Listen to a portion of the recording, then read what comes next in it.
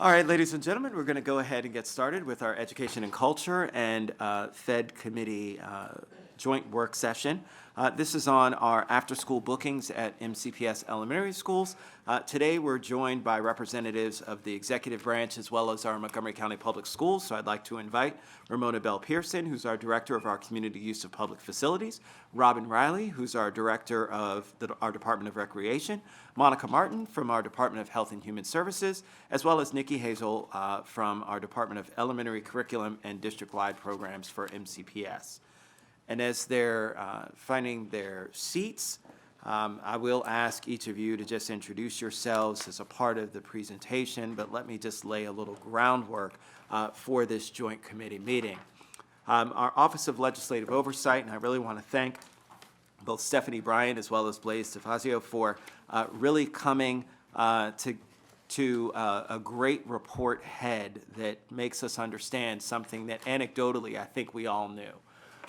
And that is that at some of our schools that unfortunately don't have the same resources via PTAs, via the general public support, tend to have less after-school programs at them. It's pretty much in line with what and the reason why we focused on an equity policy here in Montgomery County and under the leadership of our council president, have been intentional about that work.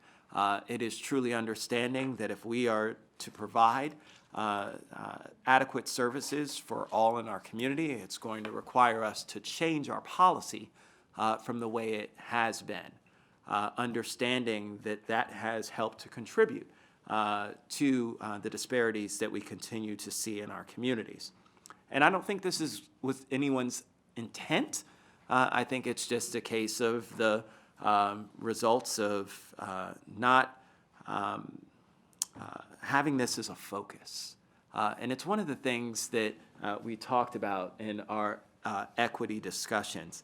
Unless you have that as the focus, as that's what you're trying to achieve, it's oftentimes difficult to then have policy that truly reflects and makes a difference in terms of those outcomes.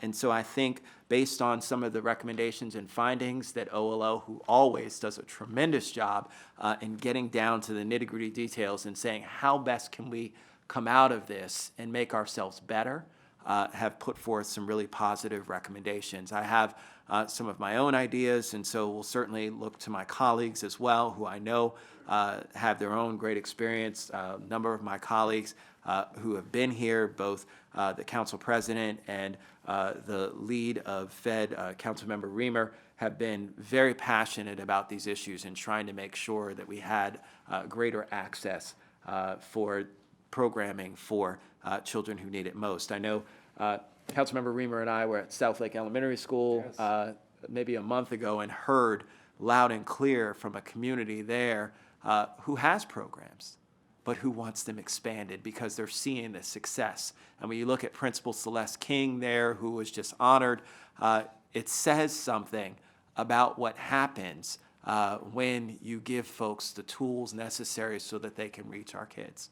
And so we've got to do a better job of that. So let me turn to the chair of PHED, who's co-chairing this meeting with me, and then we'll go through the presentation. Councilmember Reamer.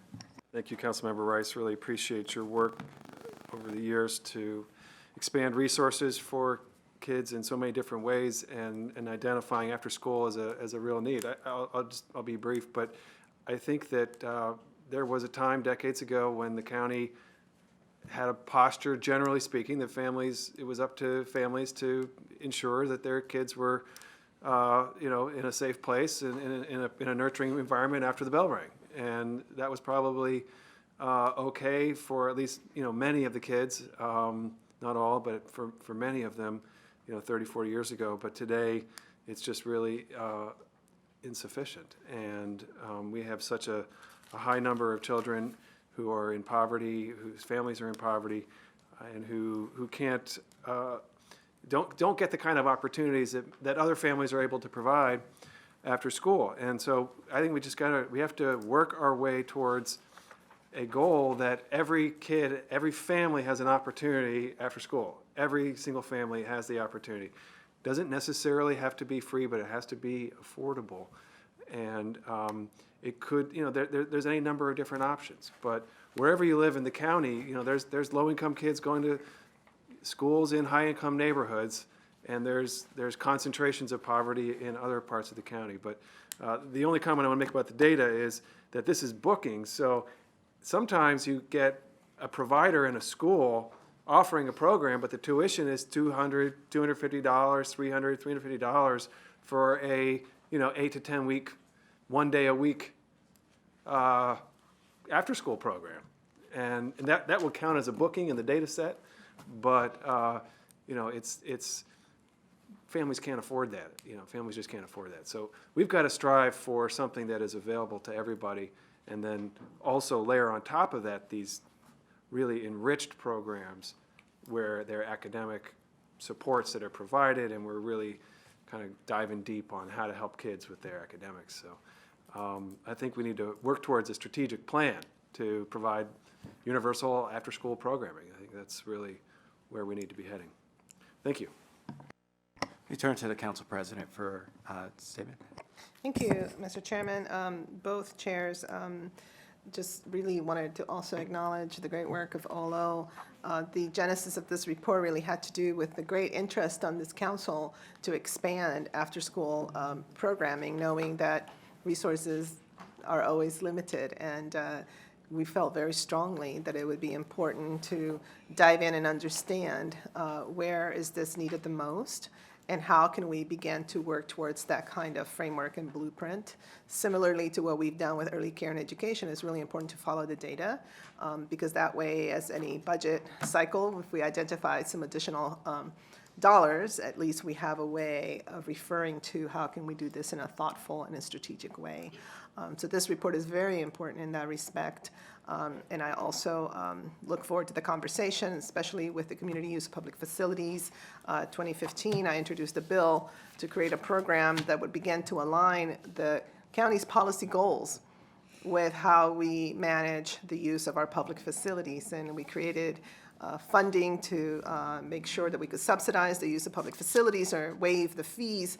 I think it's time to also, revisit that to see where we are, because it's always a challenge when it comes to, available space, and we do definitely need to prioritize our, important policy goals such as these, and align that with our public facilities as a priority. So just wanted to bring that up as another area that I think we could definitely, the Joint Committee could do, hopefully, some additional work so we can build on that particular Bill 1215 and continue to align things in a strategic way. So thank you, everybody, for being here today.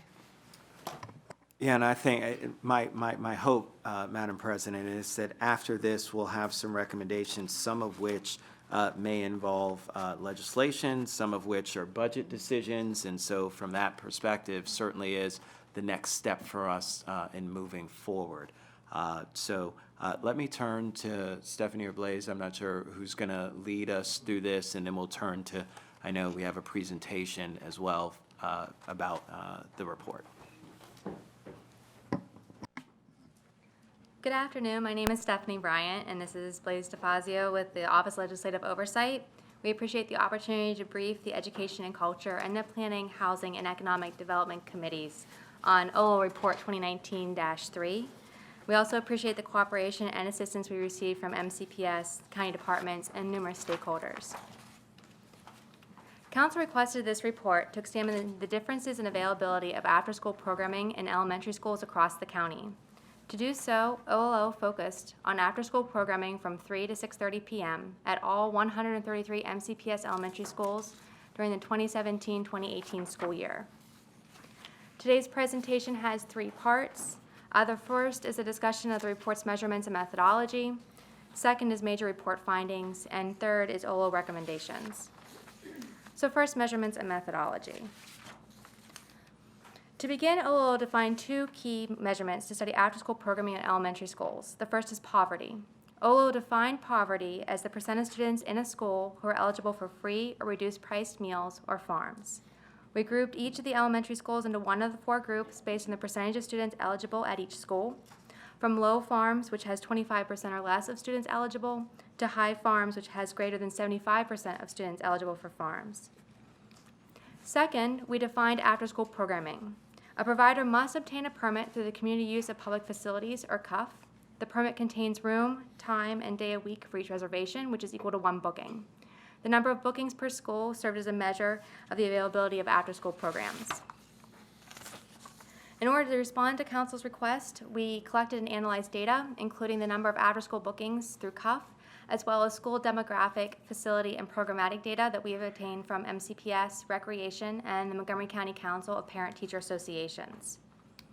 We also conducted stakeholder interviews with MCPS school administration and executive branch staff, as well as MCPS elementary school principals, PTA members, and after-school vendors.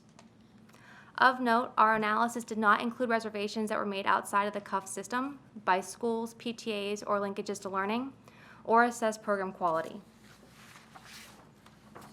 Turning to our major report findings. OLO found a significant difference in the availability of elementary after-school programming, and this difference is directly correlated to a school's farms rate. OLO examined other variables related to program availability, but these are so intertwined with the school's farms rate that determining which variable had a larger impact on availability was not possible. Initially, CUF data showed that high farms elementary schools have more after-school bookings per student than mid-low and mid-high farms schools, 0.91 bookings per student for high farm schools compared to 0.79 and 0.61 respectively. OLO examined schools within these groups to see if individual school characteristics may influence the number of bookings per student. And what we found is that Excel Beyond the Bell is a key county program to increase after-school programming at schools with high farms rates. Excel Beyond the Bell is a comprehensive after-school program at elementary and middle schools. The program operates in partnership with Recreation, MCPS, and nonprofits, and during the 2017-2018 school year, it operated at 4 elementary schools, 3 high farm schools, and 1 mid-high farm school. Revisiting the average school bookings per student by farms group, we excluded the 4 elementary schools with Excel Beyond the Bell programming from high and mid-high farms groups. Once Excel Beyond the Bell was excluded, the difference between a school's farm rate and the availability of programming is clear. As the school's farm rate increases, the number of bookings decrease. Bookings per student decreased by 50% for high farm schools. I'm now going to turn the presentation over to Blaze, who will discuss school characteristics that impact after-school bookings. Thank you, Stephanie. Stakeholders identify 9 demographic, facility, or programmatic school characteristics, and OLO measured their impact on a number of after-school bookings. A 10th, transportation, will be discussed momentarily. From the characteristics, I just want to define student mobility for listeners. Student mobility is the percentage of students at a school who enroll or withdraw during the school year. So using statistical analysis, we can tell if a relationship between one data set, in this case school characteristics, is related positively or negatively to after-school bookings. A positive relationship means as one data point increases, so does another. So for example, as the number of PTA members at a school increase, the number of bookings increase. A negative relationship means as one data point increases, another decreases. For example, as a school's farms rate increases, the number of bookings decrease. With stakeholder feedback and data, we can identify schools in the county that have the lowest number of bookings per student.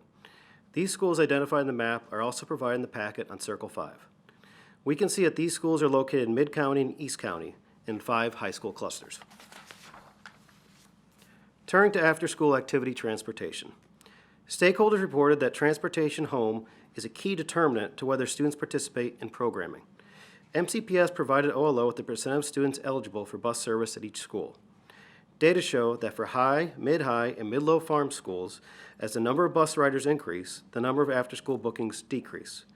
Data corroborates stakeholder feedback that transportation is vital to facilitate participation at schools with high farms rates.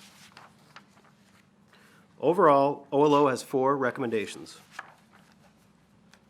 Using this data, we can highlight clear paths for future discussion. OLO identified several strategies currently in place at high farms elementary schools to overcome barriers and have successful after-school programming. First, Excel Beyond the Bell and Linkages to Learning are assets to schools. They increase programming and create that culture of after-school enrichment. Second, schools have reached out to community groups like Manna Food and Howard University to provide free or reduced cost programming.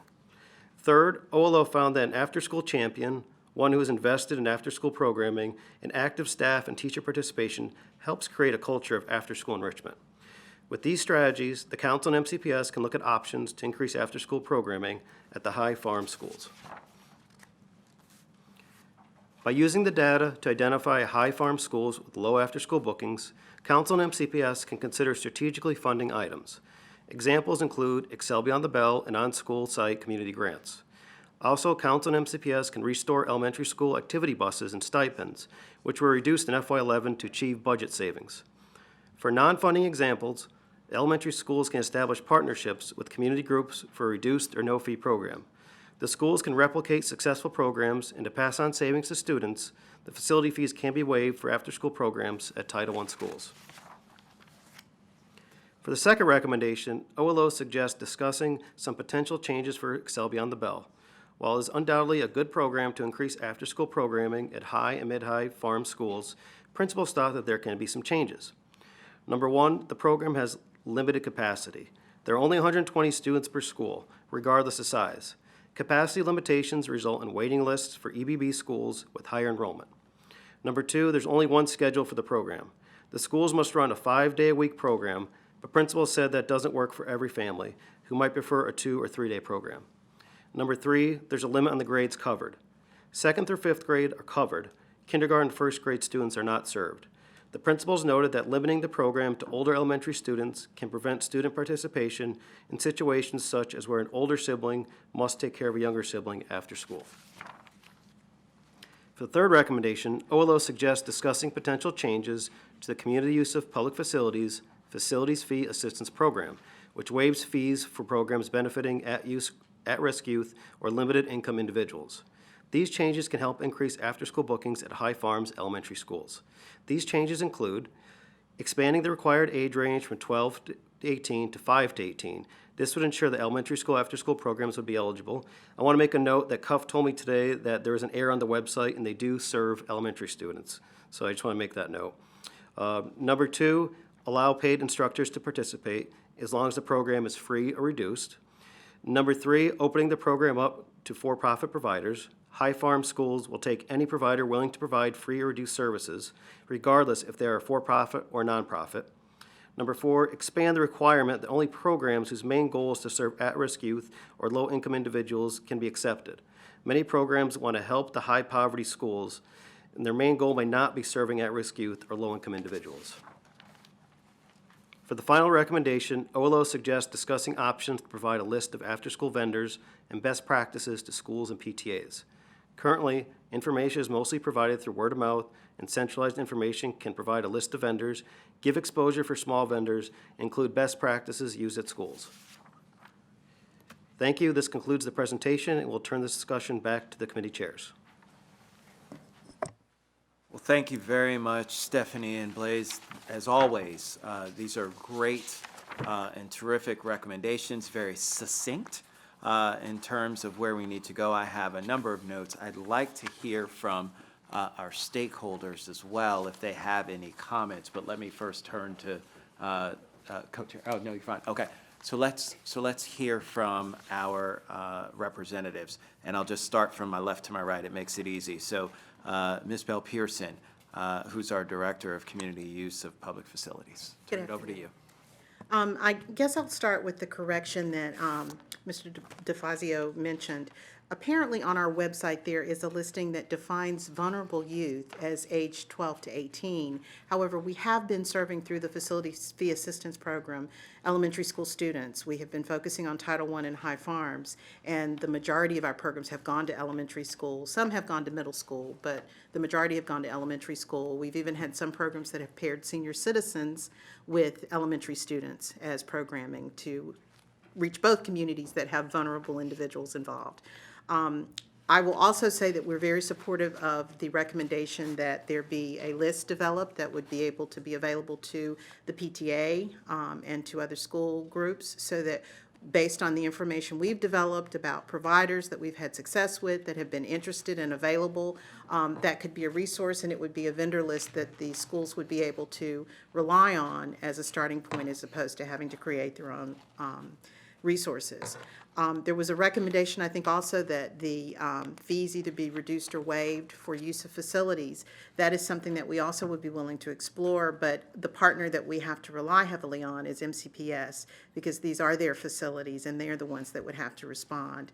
A large percentage, over 67% of the funds that come from the fees that are raised through these programs go back to MCPS, and many of the schools rely on that for their operations, so we would have to partner with them on that. But overall, we were very receptive of the OLO report. We agree that it was very thorough, and it was a good observation. We have been very successful this year, we feel, with our facility fee assistance program, because as will be reported as we go further into the budget discussions, we are at the where $75,000 is what has been dedicated to the grant program, and we're at the $60,000 point now. And that is including the very first round of summer camps. We're anticipating that the pending summer camps that either have indicated they're going to apply or have actually applied and are pending approval will take up the remaining $15,000. So we should be right on target this year.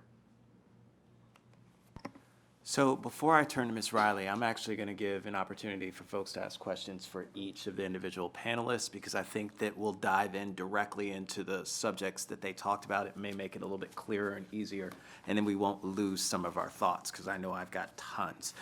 So let me just start off, and I typically don't do this, Ms. Bell-Pearson, but as chair, but I've got a lot. So the county executive does not support the expansion of Excel Beyond the Bell to other schools? You said, when you gave the recommendations, you said that the executive supported a list of vendors, and I think you said that you supported another one, which was about the age range, I guess, which you said you already do.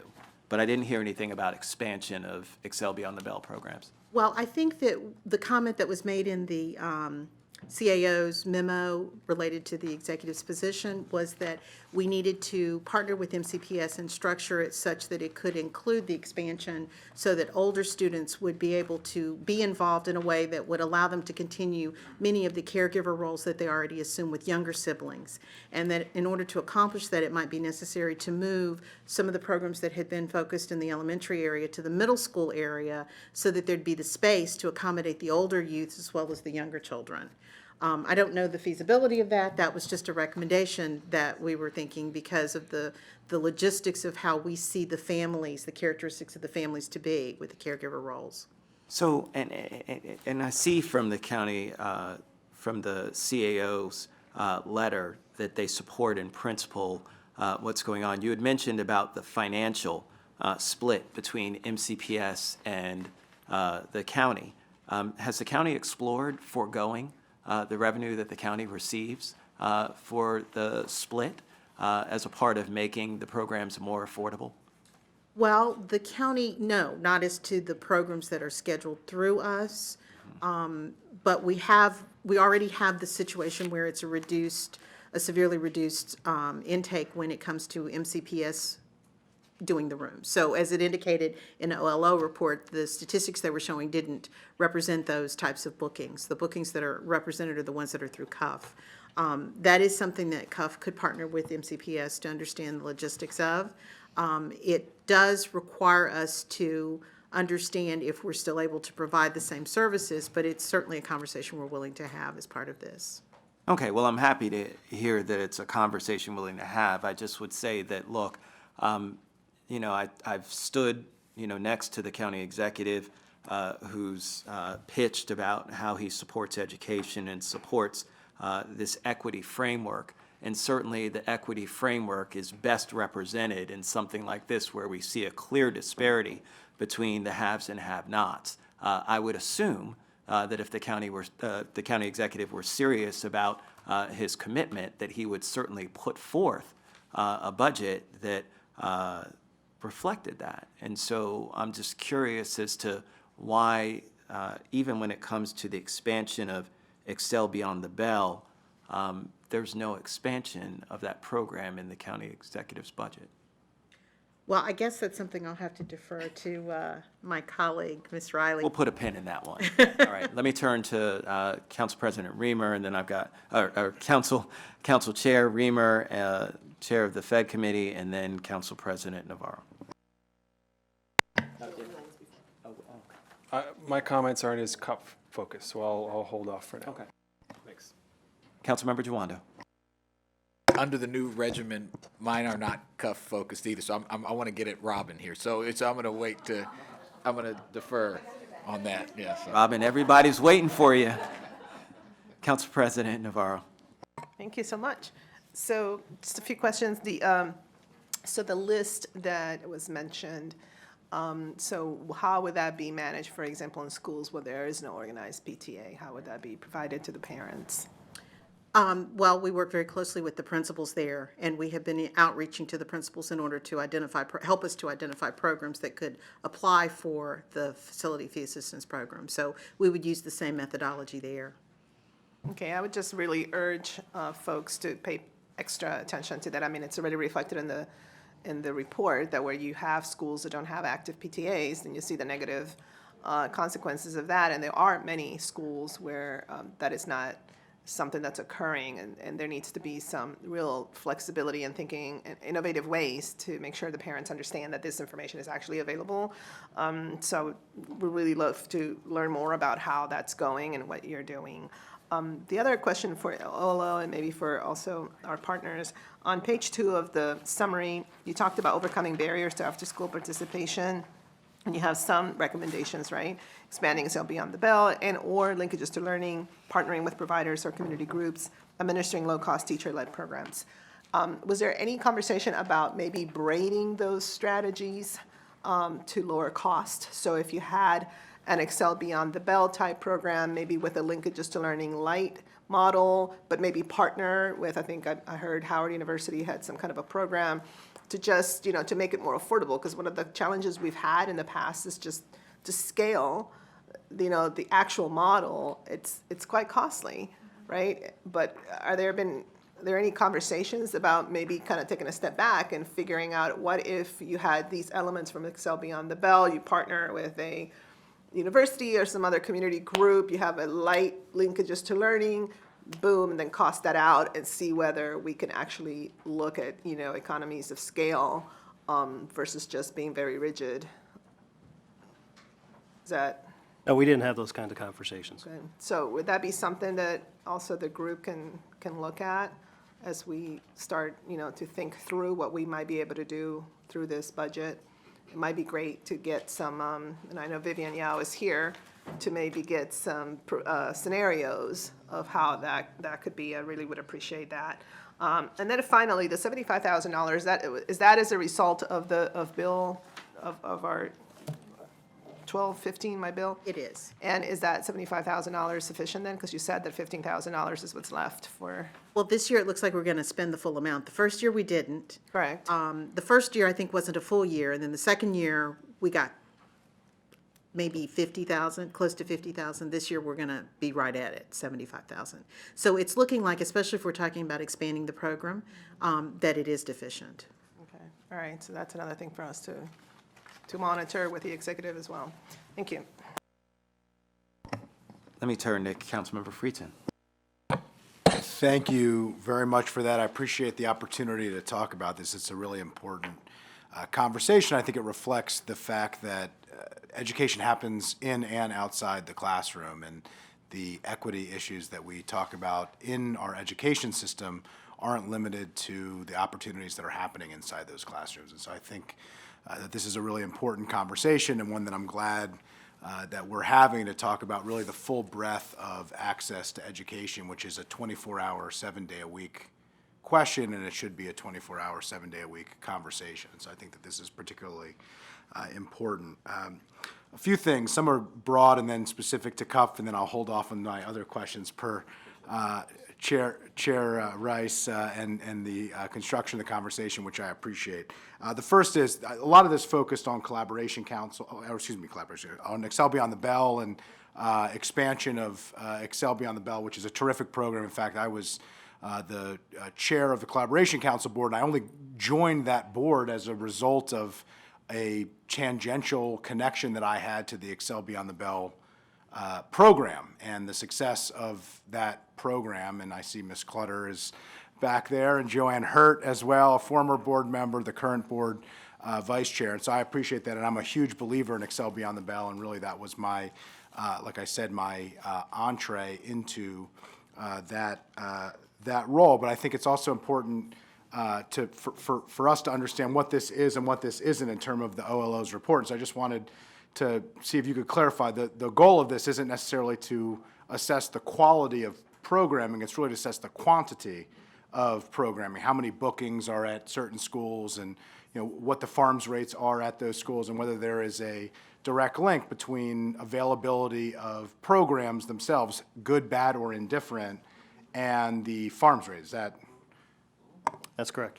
Okay, I just think that's important. I mean, I think there's a second question, and one that we're not having here, and this isn't a criticism. I think it's just a statement of fact about what are the quality of the different programs we have, and I think some are better than others. I think Excel Beyond the Bell is a terrific program, but that's not what this is looking at. This was looking at just the quantitative, how many room bookings, how many programs are available after school where a child is, and whether or not they have reasonable access to it. Is that fair to say?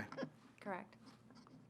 Okay, great. And then I just wanted to piggyback a little bit off of Chair Rice's comments about the expansion of Excel Beyond the Bell, which it didn't seem like there was any indication of that, and just echo your thoughts on that. To the first point that I made about education access being beyond the hours of school, because that is the whole purpose of this conversation. And I would just, if I can ditto the comments that were made by Mr. Rice, and just reiterate the fact that that is a huge piece of this, and I would hope that the county executive would view it that way and would see his commitment to equity, which is laudable, but see that as an opportunity in the after-school programs as well, and look at funding opportunities and partnerships accordingly. And then the last piece that I would say, that I wasn't clear that in some places nonprofits and for-profits were framed in the report as private providers, and at some points there was a discussion of expanding opportunities for for-profits. Could you just clarify a little bit of that? Because we do have different types of we have the governmental programs, the quasi-governmental programs, and then for-profits and nonprofits, all of which are a little bit different. And it seemed to go back and forth a little bit to me, and I just was hoping you could clarify that a little bit. And because then I have a question for CUP related to that. Okay, so as you mentioned, there's the government programs like Linkages to Learning, Excel Beyond the Bell, and then you're going to have your private providers such as I guess you have your child care providers. That's a whole different thing. But like something like Barty or Kids Co. And then someone like a after-school provider like Kaizen Karate or Avanti Athletics. Those are private ones.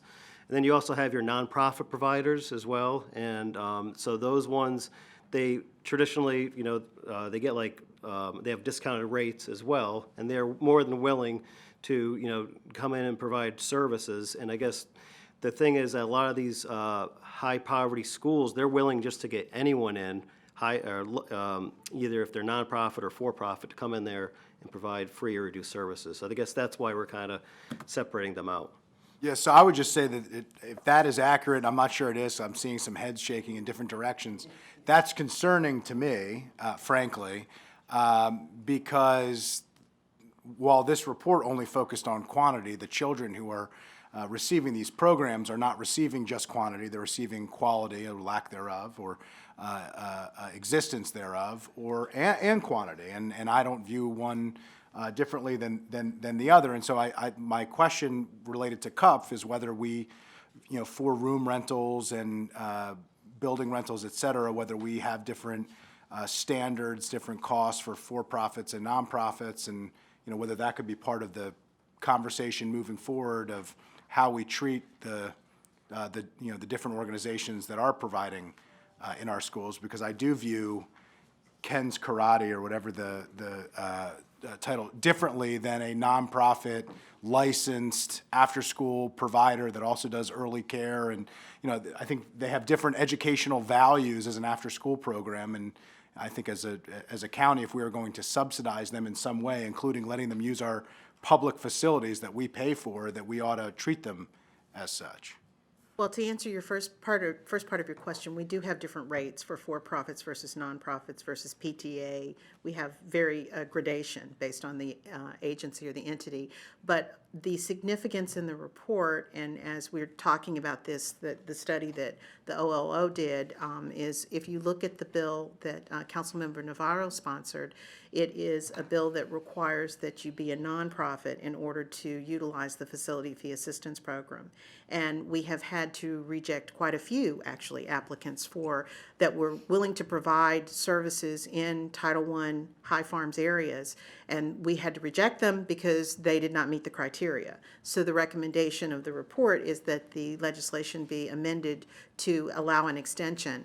We have even looked at the possibility of trying to partner the for-profit and the nonprofit together, which was something that the entities were willing to do. However, again, the way the legislation and the regulations written would not permit that. Could you explain that?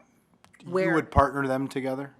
Well, we suggested, because we had applicants for similar areas, the same cluster, and one was a nonprofit, one was a for-profit. They had similar programs they were willing to offer, and we said, you wouldn't qualify the for-profit, you wouldn't qualify for the facility fee assistance program because we have a restriction. However, there's a nonprofit that's willing to do that, and we looked to see if there was a way for them to coordinate or collaborate their services so that it would meet the spirit of the regulation, but it wasn't. There wasn't. We sought legal counsel from County Attorney's Office, and it's very clear, which is why the next step would be to change the regulation so that we'd be able to allow that. Got it.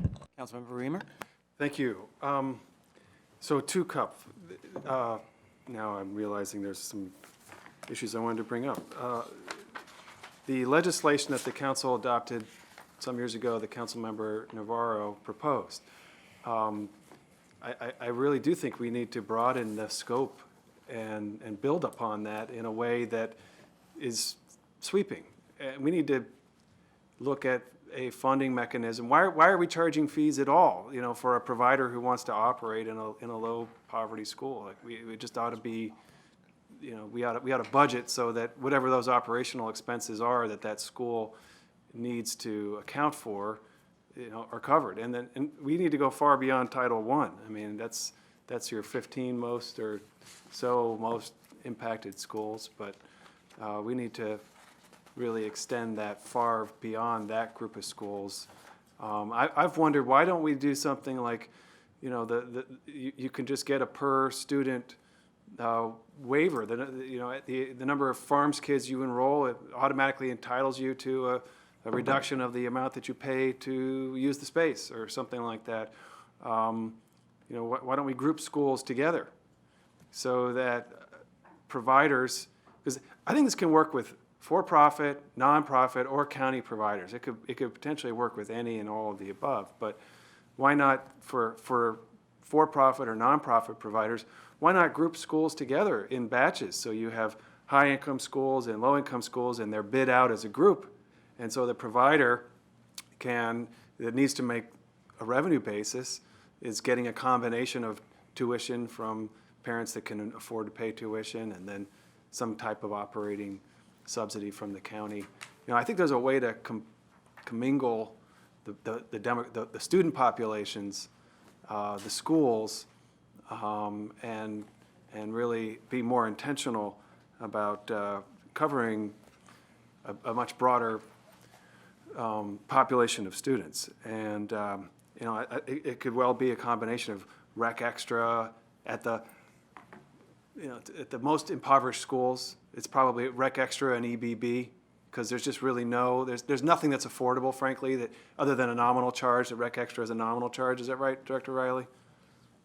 It depends on the activity, if it's something that requires first aid CPR for licensing, but for the most part, it's a very small fee, if there's any fee at all, 10, 15. And the EBB is, the families, there's no charge. No charge.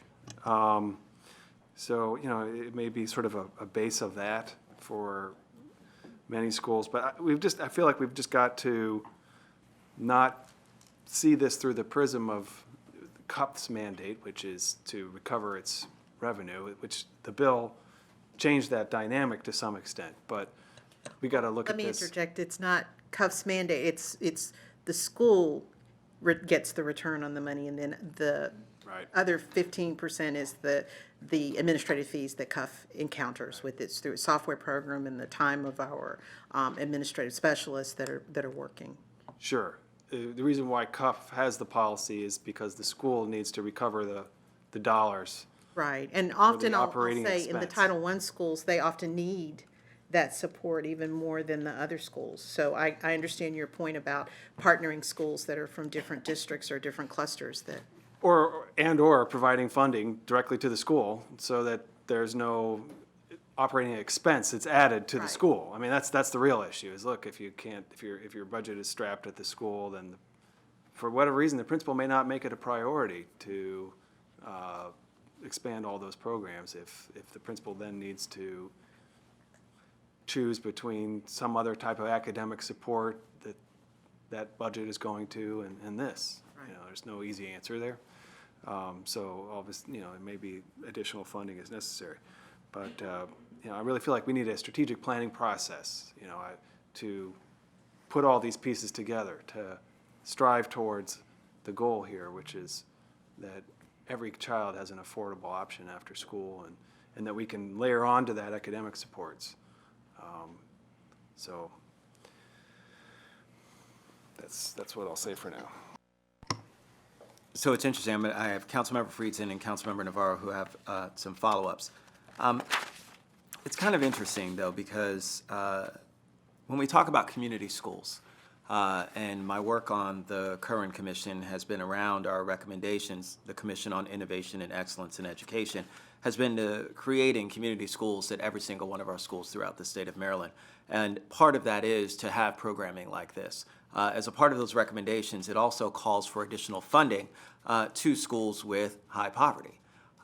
And so regardless of how we do that, it seems to me as though we're still missing the boat. And so, Ms. Bell-Pearson, whether it comes from CUP or whether it comes from MCPS, the reality is that it needs to go to those schools and to that community. And so while we do have a pricing strategy, and I know it's based on the bill, but that's based on whether or not the entity that's providing the service is for-profit, nonprofit, private, nonprofit, all those kinds of things. I think that at some point we do need to explore a pricing strategy that's more in line with analyzing what our farms rates are and our general capacity for those individuals to be able to pay for the service. And, you know, even at South Lake where they have nominal fees for some of the things, they're able to, and you get investment, right? So we've always said that while, you know, free is always great, having some sort of small payment buys in and ties in the families and the parents. And so I think that a structure like that makes complete sense. And again, it's similar to what we already do. I mean, we in the school system provide more resources, and we should be doing more, as for our OLO report that was there about more resources for at-risk students. We do provide some, but it's not enough, and it's not equitable. And so certainly from that perspective, it should just fall in line that automatically this should follow the same suit. Let me turn to Councilmember Friedson and then Council President Navarro. Thank you for that. I had a follow-up question that I thought of right after I released my microphone, so I appreciate the opportunity to follow up. But the question is, there was a mention of, well, if the PTA reserves it, and that being slightly different, and there's a mention in here about vendors for these PTAs, and I think the council president's comment was absolutely on point about not all PTAs are created equally, unfortunately, and some schools have really strong, long-standing, established PTAs with long track records of organizational high functioning, and some aren't for various reasons. But if a PTA is hiring a for-profit vendor, are we considering that to be a nonprofit situation? Or are we considering that the PTA is renting the room out and then they're paying whoever to provide programming in that classroom? It depends on how it ultimately ends up falling out. Sometimes we have the PTA that's actually working with the principal to reserve the space and utilize it with the vendor. CUF isn't a part of that. That's purely the school that's doing that. Other times, the PTA will have a relationship with the vendor, and then they will send them to CUF to reserve the space. And then we are dealing with the vendor that it depends on what their legal status is. If they're for-profit or nonprofit, then that determines the rate that they get, because the PTA has not identified themselves as being either their sponsor or partner or actually being the one that's doing the program with the vendor. So it depends on how it comes. And then is it the school's job to determine what type of activity is happening in that room? I mean, you're obviously not there supervising what's happening, but this is a public facility. These are school children who are staying after school. Is that MCPS is handling that? Is that somebody else? Whose job is that? That's MCPS, and the PTA is working with MCPS, the principal usually. Okay. So I would just reiterate the point that I was making before, which is I am sensitive to the idea that we should be broadening this as much as possible, provide as much access to these opportunities as possible. But I am not terribly comfortable with sanctioning unlicensed providers and promoting that and putting on equal footing different organizations that have very different mandates and are focused on very different things. I don't think we should be penalizing those who are getting the licensure, who are doing the educational programming after school by providing subsidies, equal subsidies to those who aren't. And so I think as we continue this conversation, which I think is a really important conversation, I'm okay with expanding it as long as we keep those tiers as they are so that we're not promoting outcomes that we don't frankly want. We don't want lower quality programming in higher need schools. We want high quality programming in all of our schools. And so I want to make sure that, as we continue down this conversation, and I'm assuming we're going to get a little bit more into programming when we get to rec and elsewhere, that we, that really be the focus. And I understand that that's not, CUP, there's a piece of this because we're talking about subsidies and what is and isn't appropriate and what the recommendation is for those subsidies. But as we speak about subsidies, I do think that maintaining a preference in some capacity for nonprofit providers, for licensed providers, for the folks who are doing the type of enrichment that we want and that we desire and that we think is appropriate, we ought to make sure that we protect that and we protect that carefully. That doesn't mean stopping others from doing it. It means that if we're going to provide a subsidy to allow new people in, we ought to deepen the subsidy of the folks who are already doing the work that we want to continue, so that we're not driving out the people who are doing it how we would want out of business effectively by by lowering the quality of the activities that we're getting at the schools that we all recognize that we need. And I will say, I can't speak for our MCPS partners, but I have worked very closely with them, and the principals do work very diligently to assure that they're licensed and appropriate providers when they bring them into their schools. So I just wanted to make sure you. And I think that they do yeoman's work. I think, but we've also reflected the fact that understandably they're desperate to get anything in some of these schools because we looked at, based on the OLO report, we see a lack of reservations, which means a lack of activity, which means a lack of opportunity. And I just don't want, it should be our job as policymakers reflecting what Council President Navarro's intention was in that original bill, which I think is an incredibly important goal, to respect and maintain that overarching goal with this new mandate, which is, okay, how do we take what we already have, which was the right idea, and expand it, but while doing that, not diminish the quality, maintain the quality, and broaden it. And again, as Chair Rice mentioned, that's going to require, I think, active participation and support from the county executive in order to make that happen. I think that's going to have to be a both sides of the street commitment that we all have to share together. As I turn to Council President Navarro, and this is why, again, I think that this discussion is so important right now, as we're embarking, the county executive has sent over his budget to us. And so, while we may make appropriate budgetary changes as well as legislative changes to ensure that we're going in this direction that I think we all up here have espoused that we want to go in. Let me turn to the council president, speaking of legislation. Just very quickly, because it is important to note, as we were having this side conversation, that the bill did not specifically point to it having to be nonprofit providers. And I remember very specifically wanting to focus on who were the recipients, and so that's what the bill refers to. I think it is in regulation, and so that is something that obviously can be, tweaked very quickly, but the bill itself did not specifically point to having it to be given the subsidy to nonprofit organizations.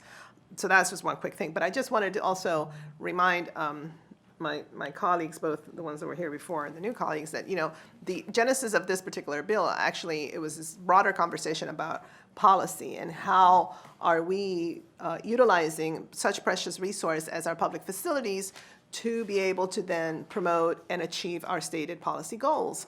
And there was a lot of conversation in these committees about, how could we get to a point where we can then reform, restructure something like CUP and the use of our public facilities, recognizing that the needs in our communities continue to grow. And this was 4 years ago.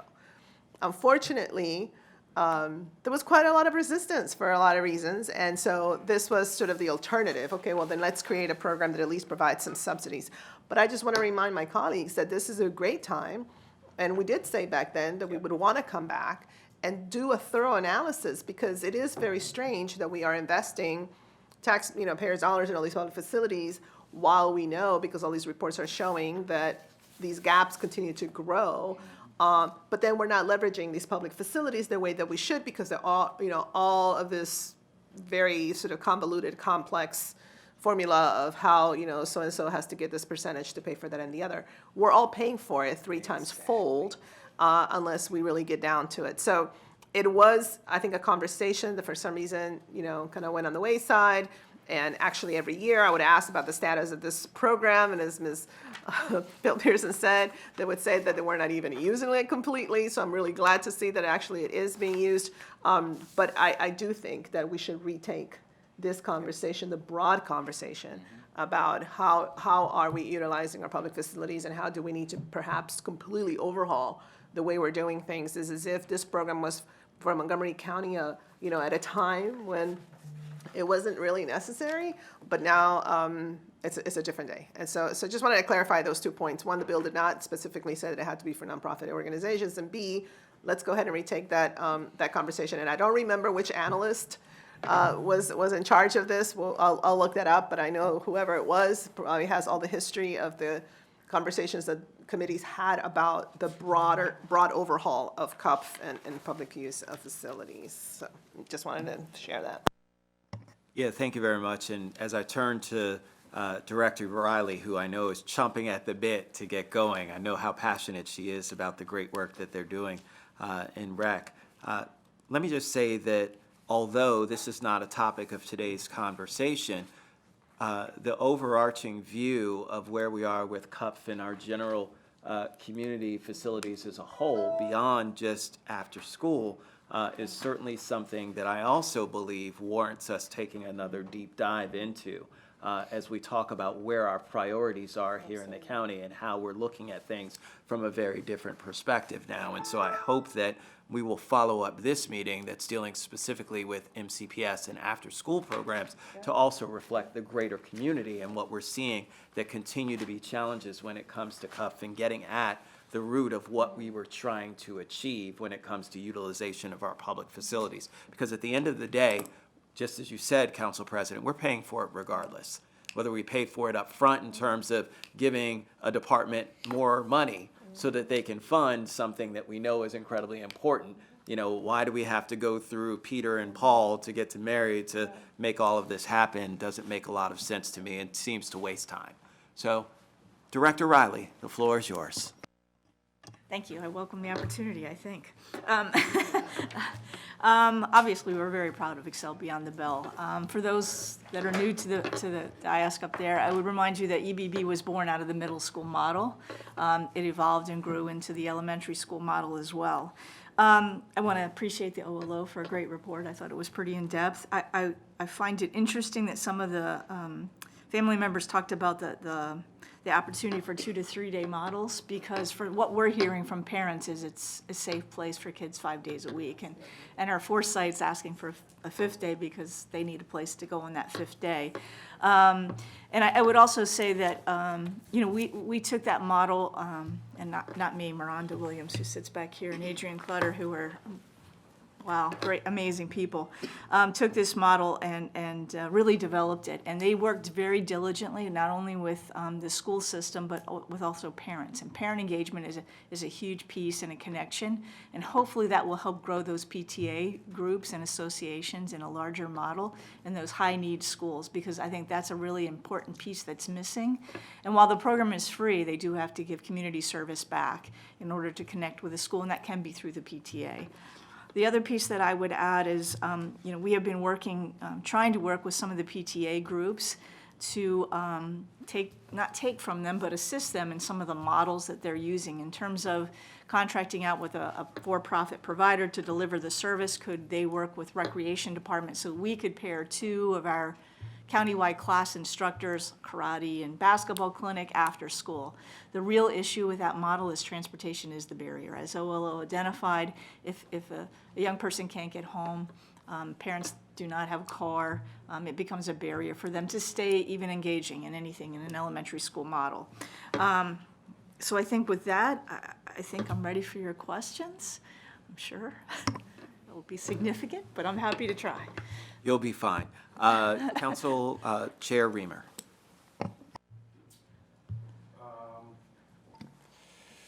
Thank you. I think I can pass for now. I just want to reemphasize, I think we need a follow-on strategic planning process. I don't know if that might be a work group of internal and external, to kind of hammer towards a goal that we could define.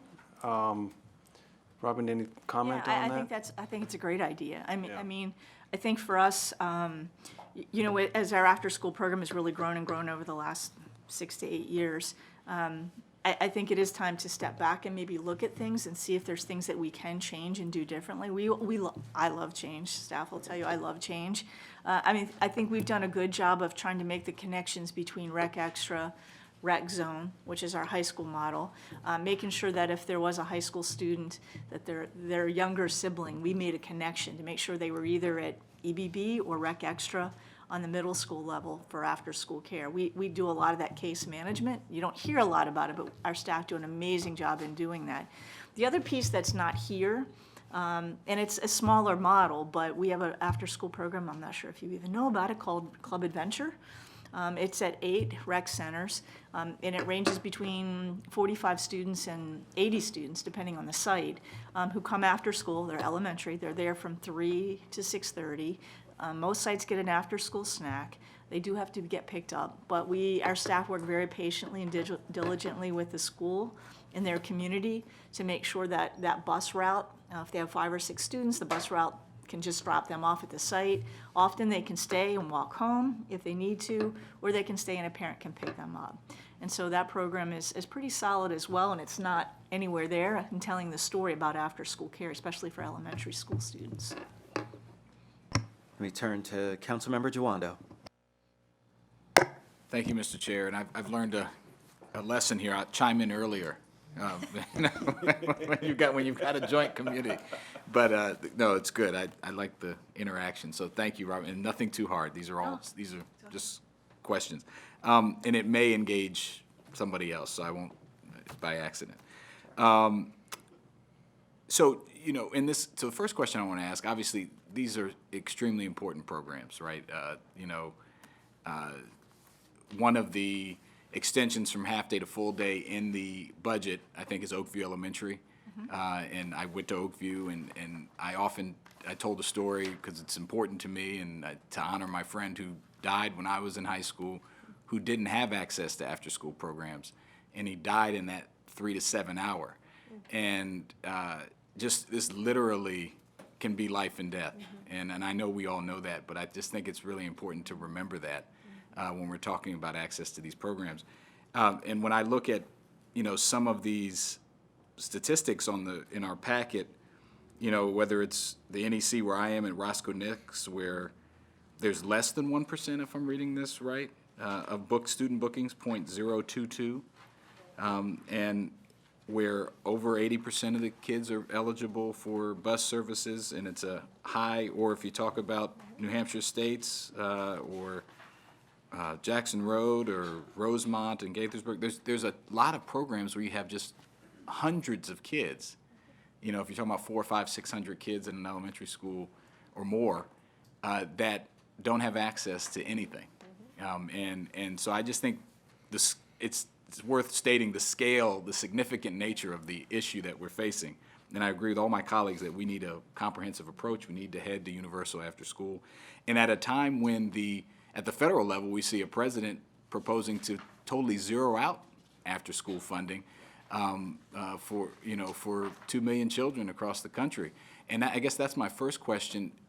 How much money, how's that going to impact us through 21st century learning, or how the money that we get that passes through the state is it at all, and what's the impact, and do we need to be thinking about that in our conversation as well? So I guess that's kind of an MCPS question, I guess, if anyone's figured that out yet. Hopefully Congress doesn't go along with that, but. I'm going to bring up Dr. Deanne Collins, who's the Director of Title I and Early Childhood Services. Great. Good afternoon. Good afternoon. So most of the funding that we typically get was a 21st century grant, or other grants, is typically a pass-through. So it would go to the federal government, to Maryland State Department of Education, and then it would come through to us. So it depending if the programs were kind of at the federal level, it could impact the amount of funding that would be left over for, like you said, for example, 21st century grant money. Also with Title IV money, which comes from the federal government, that's another pocket of money that's fairly flexible. It's not as restrictive as Title I funding. And so again, there may be some impact if the federal government reduces the Title IV funding, which does support Title I, some Title I programs, but also professional development, some after-school programs. It could be impacted. We just won't know until the funding is released. So last year, for example, from the state, what those passed through for, just take 21st century, how much did we get from the state? How big of an amount is that? I'm not sure, and I don't know if MCPS had any specific 21st century. Okay, well, any after-school program, okay, that's just something we can follow up later, but I'm just curious. It's just, I want to set the frame that I see Vivian Yao coming up. Yeah, Councilmember Tawanda, I would pause for a second to let Ms. Yao, she may have some info. I just wanted to give you a little bit of information on 21st Century. I believe the Collaboration Council had received money, and I don't know if it's currently active, but they were partnering with MCPS to do some after-school programming at specific housing developments in the county. I can just quickly chime in. I think what you're referring to is ACES Academy. There's 2 sites that the Collaboration Council previously was the recipient of. That has shifted in the last request, from my understanding, and now it's run by an outside provider with support from the Collaboration Council, similar, frankly, to the model that EBB now, Excel Beyond the Bell, now has, where the Collaboration Council is providing analysis and support, but isn't the direct service provider. That's not the intention of what Collaboration Council was supposed to be doing. And so while I was there, it was shifted over to a nonprofit provider where the Collaboration Council was helping to apply for the grants, but is not the provider.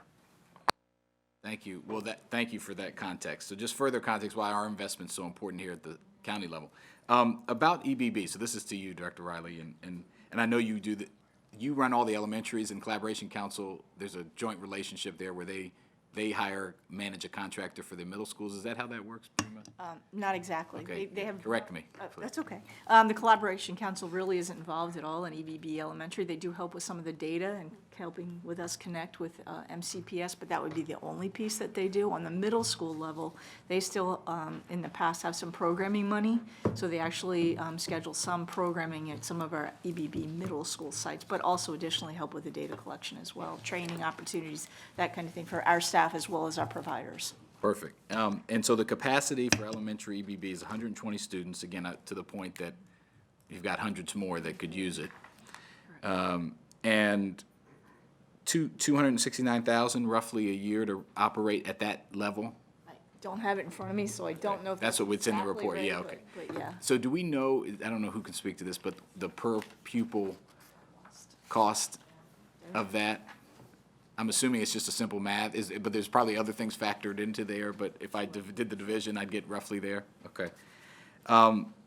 And so, you know, one of the things that I was disappointed to not see in the county executive's budget, which I'm hoping we can work together, it sounds like we've got almost 5 votes here, to work together to expand EBB. There were several programs mentioned, Arcola, Kemp Mills, Sergeant Shriver, Summit Hill, and Weller Road. As far as discussions you're having at potential expansion, could you talk a little bit about, are they ready to go if the money was made available tomorrow to some subset of these schools? Would they be ready to implement? I wouldn't say tomorrow. Well, and then in the next, you know, obviously Yeah, got to go I through mean, the our budget. model has generally been to ramp them up, to start at half of a year, and then as the next fiscal year, we start them in January, is typically the model that we've been doing, because it takes a fair amount of time to get hiring in place, to work with the principals, to get the space allocated, to recruit and train our seasonal staff, to get them in place, find the providers, get everybody background checked, get their parents engaged in registration. It usually takes about that amount of time. So that's just been our model, you know, starting them in January while the money comes in July. We get somebody on board and So then, if you got FY20 money, you could get someone on board for next January in one or more of these schools? I'm sure we could, yes, sir. Okay, great, thank you. And the PTA, the last thing I wanted to mention was the PTA. You know, it's been mentioned that obviously it directly correlates to involvement. You have more programs, less involvement, less programs. One of the things, we're not the school board, but, you know, I just think it's important to mention because, you know, that I had talked to some of my school board colleagues about, and I know an idea they're banting around is how to support the schools that have smaller PTA or no PTA budgets.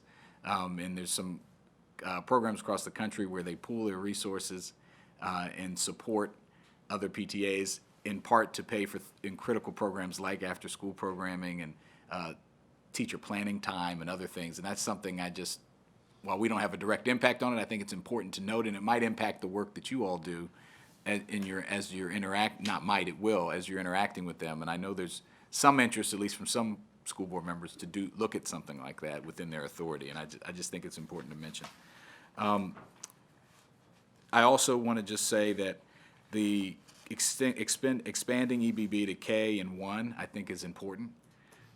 You know, that's something that, you know, we talk about all our focus on early childhood, and those are some of the younger kids. Just as a parent of 4, that can be some of the hardest part, just logistically too, with parents. And so I just think we need to be exploring and have a longer discussion on the costs associated with that. But I'm not sure. I wasn't here when the program was designed and why those were left out. Can anyone speak to that? Was it cost? Yeah, I can. Yeah. Actually, no, it was dialogue with the principals and the teachers at the school. They felt that that was too long of a day for a kindergarten to stay until 6 o'clock.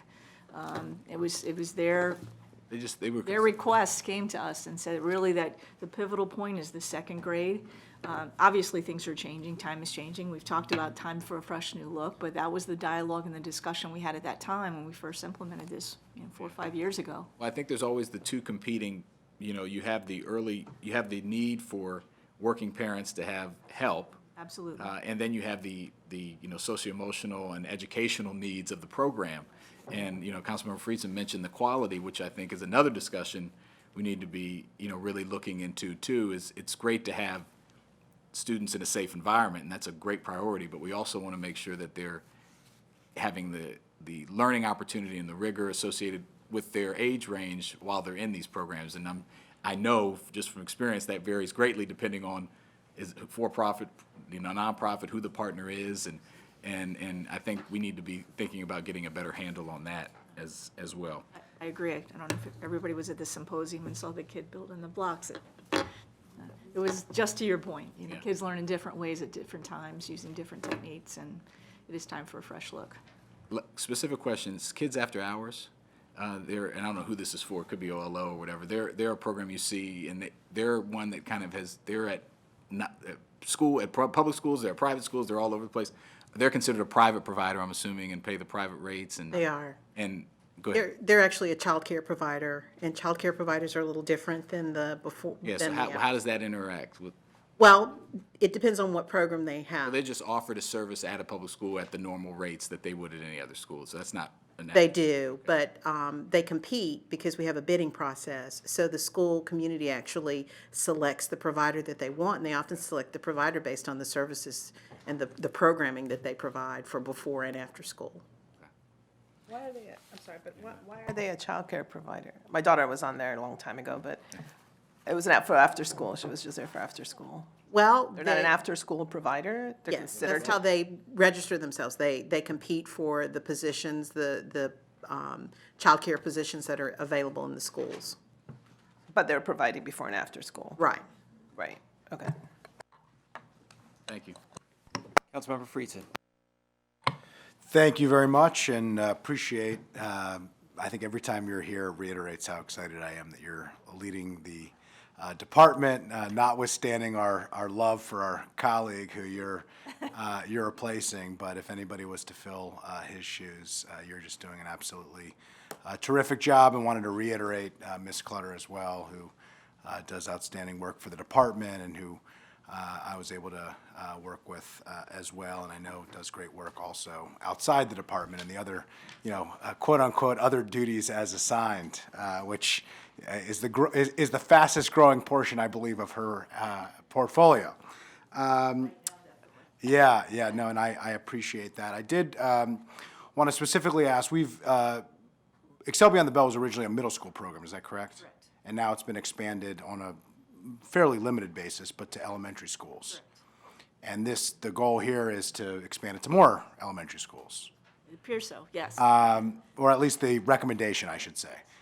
Can you talk just briefly about the difference between the middle school offering versus the elementary school offering, and how we've tailored this successful program at very different, I mean, if anybody who's been around teenagers, and some of my colleagues live with them, knows that it's quite a different age demographic than elementary school age. So if you could just talk briefly about the differences of the programs. Sure. On the middle school level, those young students who are registering actually are given sort of a menu of options to sign up on each day. So Monday through Friday, or Monday through Thursday, depending on the school, they can pick 1 or 2 classes every day. Some classes, they can sign up for STEM at 4 o'clock, get a meal, and then go to soccer at 5, and then go home at 6. And that would be different at each school and different each day. Some classes are up to 2 hours long, so if it's a STEM class, it's an extended period, but they do get a break for dinner. At the elementary school model, the students are selected on cohorts or teams, so they're basically by age or grade, and they travel from activity to activity each day, and we make the assignments as to what they are. So Monday, they might go to, I'll give you a perfect example. Monday, they would go to junior achievement at Burnt Mills Elementary School, and they would learn how to run a business by the math teacher, who we actually pay to stay after school, but they learn in a different way. So they're running their own snack bar, their own gift shop, they learn how to pay taxes, they learn how to buy office supplies, and then they get a meal, and then they rotate to the next class, which would be yoga in this case. And in this case, the instructor is still the math teacher who teaches now yoga and teaches them about self-control. Talented math teacher. Very, very cool. And so the model's a little different that way, that the middle school students self-select what the activities are, and the elementary school students, and they're different each session. That's great. And did you design the program? Did REC affected? I mean, I don't mean you personally, but your department? And I know you were deeply involved, I yes. was intimately involved in EBB Middle, but Miranda Williams, sitting behind me here, is the creator of the EBB elementary model. Got it. Okay. It's been amazing. Great. And then, so we've heard, at least I have, and I don't know, my colleagues I would imagine have as well, there's kind of a tale of two desires when it comes to expansion of Excel Beyond the Bell. Beyond the scope of this report, there are some in the advocacy community who want it at all elementary schools or a large number of elementary schools and want that to be kind of the approach to how we expand, which is actually somewhat similar, frankly, to the OLO report of, focusing obviously on the communities of greatest need and the schools of greatest need, but expanding middle schools. I've heard differently from some others who are involved in the program that at least the thought process was combining middle schools with elementary schools to say, okay, we have a set number of middle schools that currently have this program. We should start by expanding to the elementary school in that cluster. They're not necessarily mutually exclusive strategies because a lot of them would serve the same communities, but they are different strategies in terms of where you would start and what communities you would go to. I'm just wondering, does the Department of Recreation have a thought process of this, of what the strategy should be, and could you explain why? I mean, we've done a little bit of that, but it really depends. Our strategic planning index that we developed, we developed, it had nothing to do with it. Adrian did with Councilmember Reamer's staff and County Stat to outline the schools that were next for EBB Elementary based on farms and whether there was, academic achievement, whether there was an after-school provider already there. We've been using that model, and as we can, we match it with the EBB middle school. So Burnt Mills Elementary School might be matched in some way with Francis Scott Key Middle. We make sure we bridge that communication to the outgoing students who are coming into the middle school program, making sure they know they have a place to land when they get to middle school. I mean, obviously, that would be fantastic if that model could be continued. I mean, we do it as we can at both the middle school and then again to the high school level. I just had a meeting this morning where our Rec Extra staff person was talking about making sure that the Blair High School students were actually coming down and mentoring and coaching kids at a middle school, Eastern Middle School in this case, to make sure the kids knew that when they got to Blair next year that there was a place for them in the after-school program model. So making sure we do that communication and that connection as a bridge is really important work to make sure they stay in the care and custody and making sure they have a safe place. So you see it as preferable but not Yeah. required, Yes, in not terms of required. our expansion and how we think of it from a policy perspective and a funding perspective. Based on the policy, correct. Sure. Okay, great. And you talked about a teacher being an instructor. I'm not sure. Instructor and yoga. That's great. What percentage, and if you don't have the answer and want to get back to me, that's totally fine, but what percentage of the instructors in Excel Beyond the Bell are teachers? 60%? 60% would be my guess. Between 60 and 70% of our staff we hire are teachers who are from that school. And do you have a thought is that a goal number? Is that beyond the goal number? Are there things we should do to make that number better? I mean, I don't know what that number means in terms of like how you set this out. It's a great number, actually. We would love to grow it even more. To see kids connect with a teacher in a different way that's from their school is really powerful. And is that consistent between the middle school program and the high school, the middle school and the elementary school program? Obviously, the elementary school being smaller. It's stronger at the elementary school level than the middle school, I would say. And we do not have it as strong at the high school level. It tends to drop off as the kids grow in age, as they age out. And I'm not sure why. From the teachers? From the teachers, the connection. Thank you. Thank you very much. Council President Navarro. Thank you. So I guess I just want to request, since now we're going to, get into the budget deliberations in a couple of weeks, if we could have, if the committees could have like a menu of options. And if it's possible, this idea of braiding some of those models, I'm just really curious about how that might work, given that, the reality is that there was no real strategy for after-school programming in elementary school. I mean, we were very focused on the middle school, so that's why there is such a need. And I don't think that we should be rigid. I think that we should be, open to innovative models, and then have, guided by the report, some options that the committee can react to and see what we might be able to do. And going back to the issue of a strategic plan, I think that it's also very important because we do need to really start scaling this up.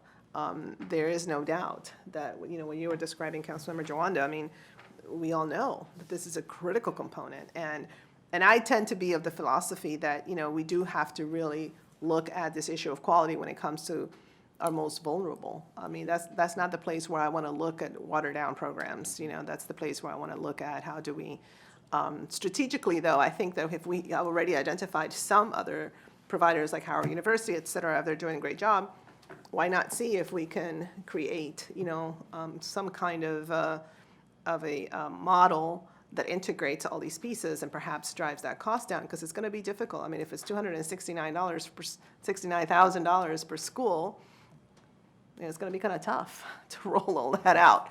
Only for 120 kids. So if folks can get together and then see, and of course there's the issue of how you operationalize it, but see if there are ways that we could get this going with some innovative models out there. It would be, I think, awesome if we could start making a dent in this issue. Thank you. Chair Rima? Yes, I think it'd be terrific to have some options. My inclination was to push towards a couple of EBBs, but then also a number of either Rec Extra or what's the name of the other? I think I heard EBB Light. That's what. Well, but Rec Extra, I don't know, you'd call that EBB Light, right? But, sorry, it's Rec Extra, and then what's the other program, the third program? We have rec zones, which are the Rec high zones. school. Rec Extra That's is high middle school. It's Rec at Extra is 11 or 13 middle schools, and it's only after school for middle school students for just an hour. They take the after-school activity bus home. What is the elementary program that you have that's not Club EB? Adventure. Club Adventure. Club that's- Adventure is at the rec centers. And Club Adventure, the per school cost is, what is it again? It's at our rec centers, so we don't pay for any of the busing. The kids are just dropped off now. It's strictly after-school care. There's a little bit of homework. There's not a lot of in-depth programming. It's just care. Right. Exactly, no, it's different. It's Yeah. a safe place and a Yes. supervised place. Correct. With recreational resources. Correct. Kids can do homework there if they want to. But they get a bus takes them there, Bus takes them there, but they have to be picked up by a family member. and then they get picked up by family members. So that's a trade-off for the family members. Rather than getting a bus home, if they can stop in and pick the kid up on the way home, then that's an option. Well, I think it's a good option that we should also explore. I guess my only frustration in the last couple of years has been that the only expansions have been the EBB, which, while excellent, that is like the most expensive option. And so we've only been able to add 2 schools a year, something like that. And of course, this year, we're really starting from scratch because the executive didn't recommend any expansion in his budget. So usually we were adding on to an executive recommendation of a couple schools. So it's going to be a little even harder. But I think that pushing towards finding out what are the near-term feasible, I've heard Arcola and Kent Mill mentioned as very likely prospects, but finding out what the near-term set of schools would be that you'd recommend. And I'm very eager to hear more about this MCPS program that you highlighted in the report, where there's teachers who simply take it on in their own classes and they provide some after-school programming. Are we going to hear more about that from any of our panelists? Does anyone know more about that, or should OLO explain that a little bit? So the program that was highlighted in the report was at Germantown Elementary School.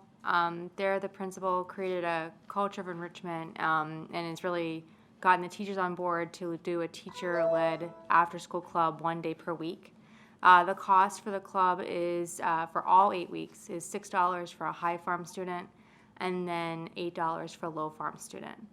Now, because of the bell times, transportation is a little easier for parents at that school because it's by the time the program ends, you're closer to the 5 o'clock time frame. So transportation is a little easier for parents at that, but it's also just 1 day a week. Be good to talk to MCPS about are there opportunities to expand that? Is there support that we could provide to build on that? Is that something that the school system really likes? Certainly, we can look into, I'm Nikki Hazel from Montgomery County Schools. Certainly, we can look into how we can work with other schools to provide a similar type of service. I'd be interested in how they are funding or providing stipends for teachers. Did they mention? Sure. So they use some of the school funding to provide stipends, but where the stipend, like for a running club, you might need 3 teachers to cover the student-teacher ratio. They use that $6 or $8 to help pay for those teachers to stay. They do work out payment plans for families, so if someone can only do $2 a week, they work out that way too. We can certainly look into that more.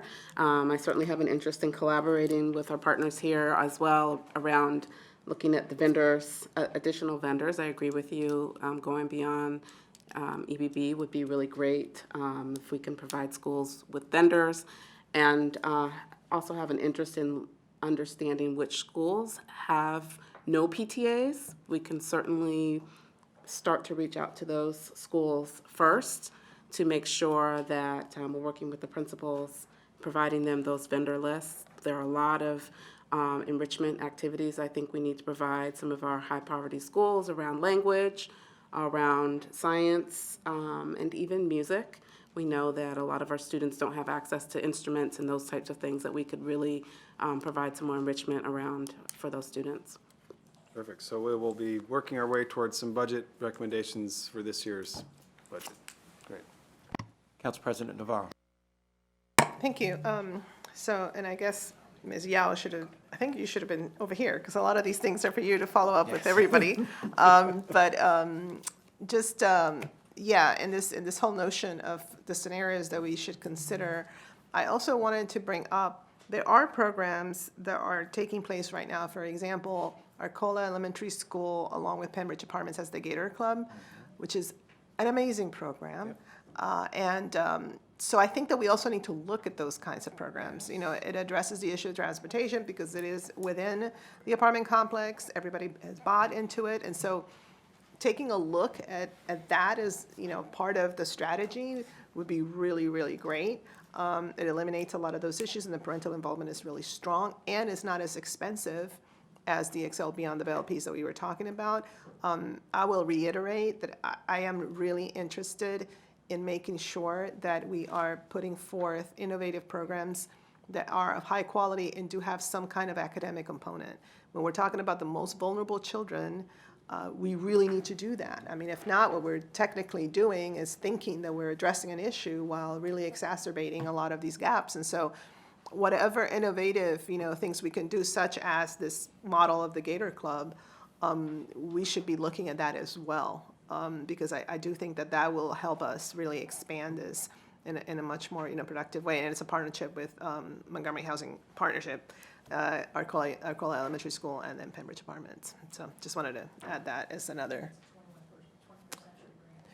It was, and my understanding, of course, last year is that was their last year, and the council, something that I shepherd, we provided that amount of money because it just made so much sense. And they're actually using students that went through the program now as volunteers.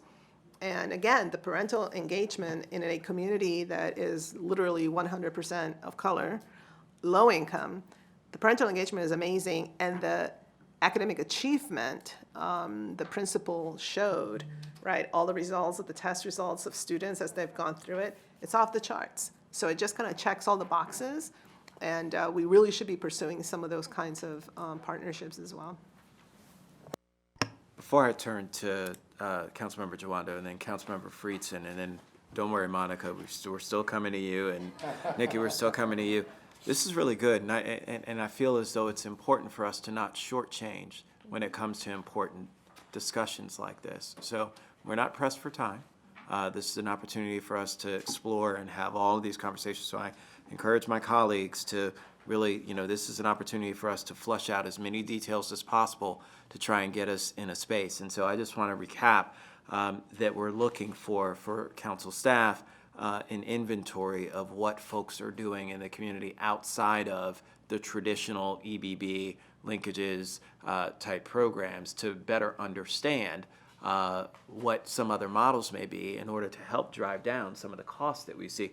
Because, to answer your question, Councilmember Jawando, you're looking at about a little over $2,200 per student, which is expensive. Worth it, certainly when you look at the safety of our children, but also addressing the equity gaps that we continue to see. So certainly from that perspective, money well spent. But certainly if we can try and figure out ways in which to use some of these other models as indicators for us in how we can alter our programs to make them more cost efficient, we can certainly do that as well. Councilmember Jawando. Thank you for the back of the envelope math, Councilmember Rice. And following on that point, and Councilmember Navarro's point, getting a sense of, there's a program I used to be a part of at the Tanglewood Apartments right behind SSI that was similar to the Gator Club, where had retired teachers, it was just kind of, and you had the apartment building involved, and I don't know if they got 21st century money. I didn't ask, but I think we need to get a better handle too on these, well-meaning community members, teachers on their own time. We need to have to the extent that MCPS doesn't, or a catalog or whoever between the various agencies, so that we can, when we're talking about leveraging and bringing costs down, that we have a sense of the universe of what's out there and what's currently happening. And another, to add to the growing list of things that we're requesting today, but another thing I wanted to mention, I was at Leisure World, I don't know, maybe 2 months ago, and spoke to a group of retired federal employees called NARF. And they asked me, can you help us sponsor a school or find some way to volunteer our time? And similarly, my community, there's various retirees that are helping at Cannon Road Elementary on their own time. And so I think, and I'm sure some of this is already happening through REC, but to the extent that we can really have an intentional focus on groups like that, where, particularly at senior living places, and this was a group of about 50, 60 people, they were like, can you get we want to sponsor this group, an entity, wants to sponsor with the 501c3, has its own status, right? They want to sponsor. And so I think there's a lot of opportunity. We're just scratching the surface on some of those kind of, and I think you mentioned it, is how do we make sure we're helping our senior population live a fulfilling life, but also leveraging that expertise and talent within our school system. So I don't know if Robin or anyone wants to speak to that, but what you're already doing in that area, but just wanted to mention that. I think it's a really great point. I want to give credit where credit's due. Action in Montgomery has done a lot of that with us at South Lakes, really connecting us with lots of volunteers who've come in and supported in music and other program opportunities. So they've been powerful in that way. Clearly, we can probably, and actually, I think NARF is having their conference at Schweinhout Senior Center in a couple weeks. I'll be there and I'll tap into them. And I'll be there for the ribbon cutting. Yeah, there you go. Or whatever, the book reading. Thanks. Councilmember Friedson. Yeah, I'll quickly add on. I met with Interages, which is, as you know, a great program through the Jewish Council for the Aging, but I would add on to the NARF piece, the JCA Interages, and we have several of those, I think all of whom already have a pre-existing relationship, a great pre-existing relationship, by the way, with Department of Rec, and to an extent, many of those also have it with the school system. So I would think if we could sit down with whoever has those intergenerational relationships in the various different agencies and just think comprehensively, not just about the two that we've just mentioned, but all of those relationships, because my view is I think somebody in each of these agencies and departments already has these relationship. We don't have to reinvent the wheel. We might just have to extend the conversation and expand it into a broader breadth. I steer the age-friendly committee, so I'll take care of that. Perfect. And I'll also add that some of the most successful partners we've had for the Facility Fee Assistance Program have been those types of groups. That's where we're finding our successes. We were reaching out to the principals and various agencies, and they put us in touch with the organizations within the community that were able, and they're retired teachers, they're retired police officers, retired firefighters that are running camps, they're running programs for kids after school. Yeah, and it's just an obvious connection. We have so much talent in our community, and just utilizing that talent in the best way that we can to serve our goals just makes sense at every level.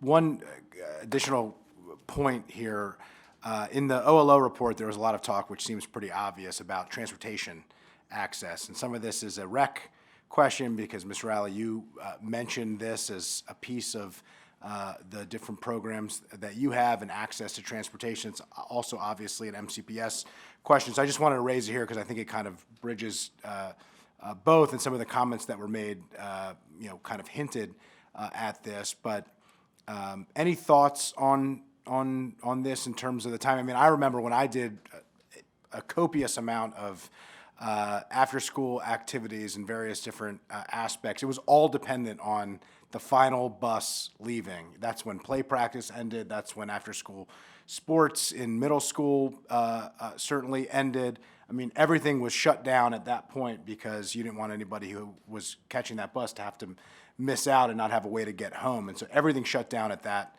point. But it goes to show that if you don't have buses that go at an appropriate time that allow for these programs, that it almost deems them incapable of succeeding and of thriving because the students have no way of getting home, or at least no safe and reasonable and reliable way of getting home. So I don't know if that's a rec question or an MCPS question or maybe both, but yeah. I mean, we've been working really closely with, we have an EBB Executive Committee meeting that represents everybody from School System Collaboration Council, a host of others, and that was our topic at our last meeting, was the transportation.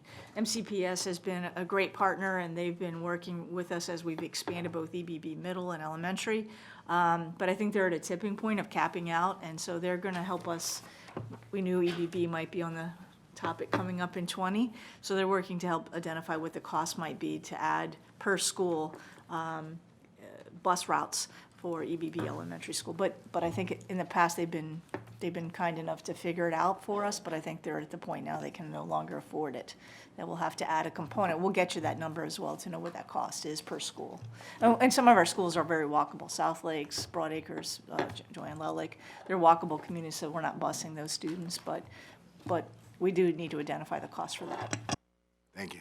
And I will just speak to Title I schools very quickly. They often do have the funding, additional funding to provide transportation for many of their programs. So we can continue to work with the schools to ensure that money is set aside for those programs.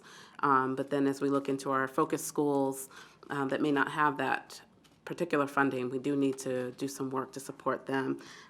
We have Ms. McGuire here from MCPS who can talk further about transportation. Ms. McGuire, please introduce yourself. Although you need no introduction here. Thank you. S.E. McGuire, Executive Director for Operations at Montgomery County Public Schools. So transportation is definitely a key issue in so many of our programs and our access, and we are very sensitive to that and wanting to provide as much as possible. Todd Watkins, our Director of Transportation, says yes whenever possible, and sometimes maybe even when it's not as possible as he would like. As Robin said, though, we really do feel like we are a fairly stretched operation and have supported and continue to support a lot of these kinds of program requests, but we really are going to need to look at more dedicated funding going forward. And I think especially in the discussions about expanding these programs, we would love for transportation to be a part of that conversation.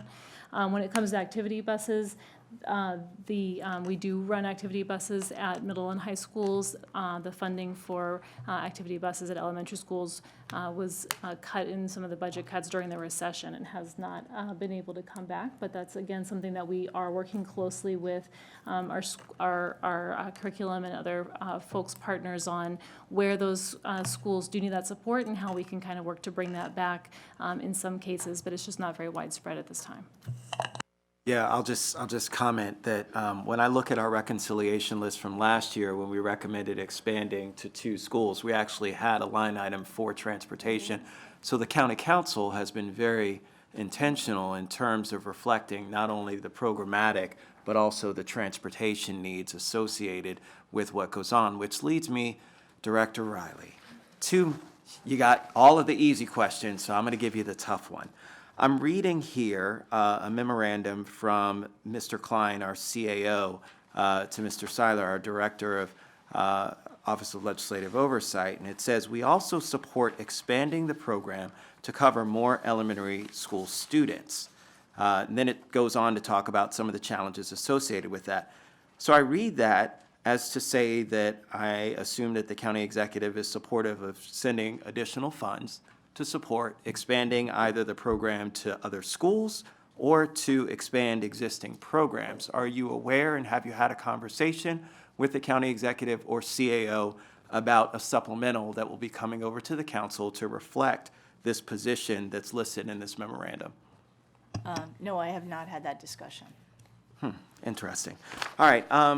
You know, I think, again, as this council has been very intentional in terms of setting forth its priorities and supporting after-school bookings and programs like this that continue to address the equity needs that we may have to step up to the plate once again.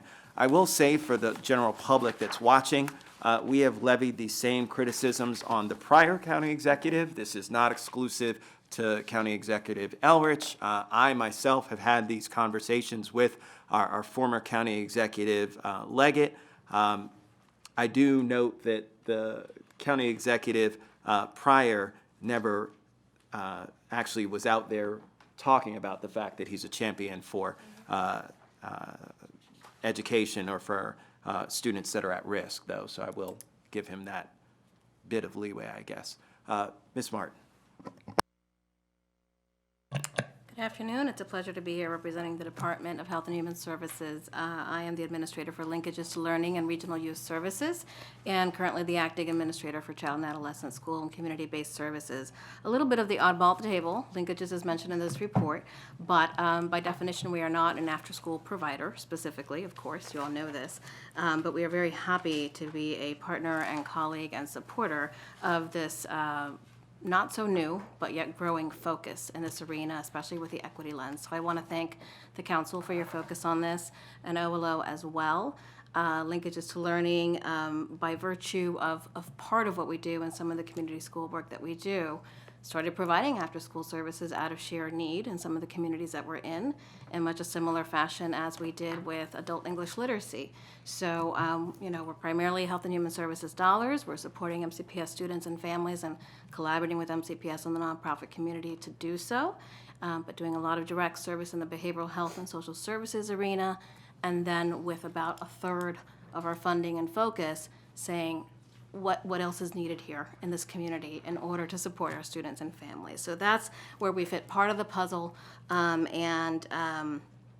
I will say that the issue of transportation at the elementary school that you just heard about, I just want to reiterate for the 10th time how critical that is.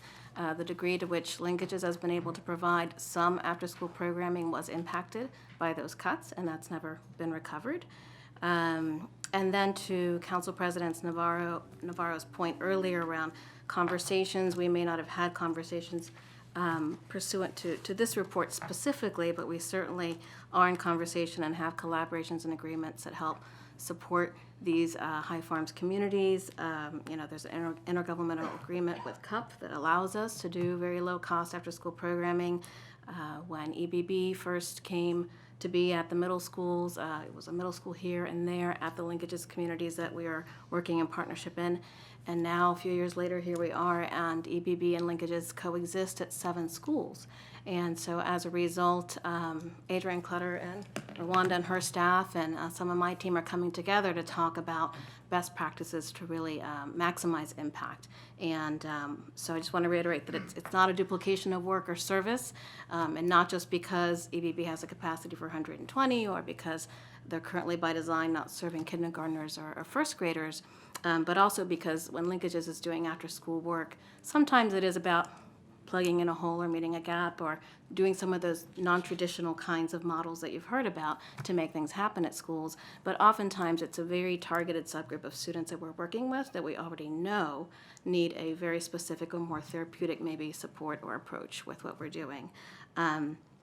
Regardless, at these 7 schools, both Linkages and EBB staff have seen how our programs complement each other. And so I just want to let you know that you might be hearing more about that in the future so that you're very well informed about how we are really maximizing impact and not duplicating any work. Well, Ms. Martin, I've got 3 lights on, but let me just say first and foremost that I am a huge fan, as I am of EBB, of Linkages, and you know, when I look at the language acquisition piece, that's a large part of what you do in parental engagement. And I actually have something I want to say about parental engagement at PTAs. But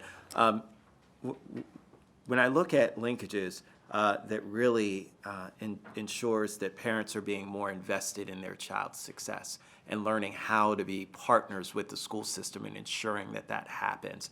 Something that's not always taught to everyone that they haven't experienced in their own lives. And so from that perspective, you really are changing that intergenerational poverty construct that we see by having folks that are now invested in their child's future. It's a tremendous game changer, and certainly one that I think, again, warrants us continuing to expand. Under, leadership, we've continued to struggle when it comes to folks grasping this concept and understanding that this needs to be, as we talk about equity work, this is what it's about. These are the things that are making the changes and the differences in our communities, about having, it's not just about spending the money, it's about having the parents realize how important they are in their roles in terms of their children's success. And when I talk to parents, and I just keep reflecting back on that time that we had at Southlake, and we were sitting there with parents, sometimes with translators, and folks are talking about their story and how they're invested in these programs and want to see more people like them who have access to it. We have folks in our community that are begging for this, right? This isn't just us, this isn't government forcing something down the throats of people who don't want it or who don't see the value. We have people begging for this in our communities, and we've got to step up and do more.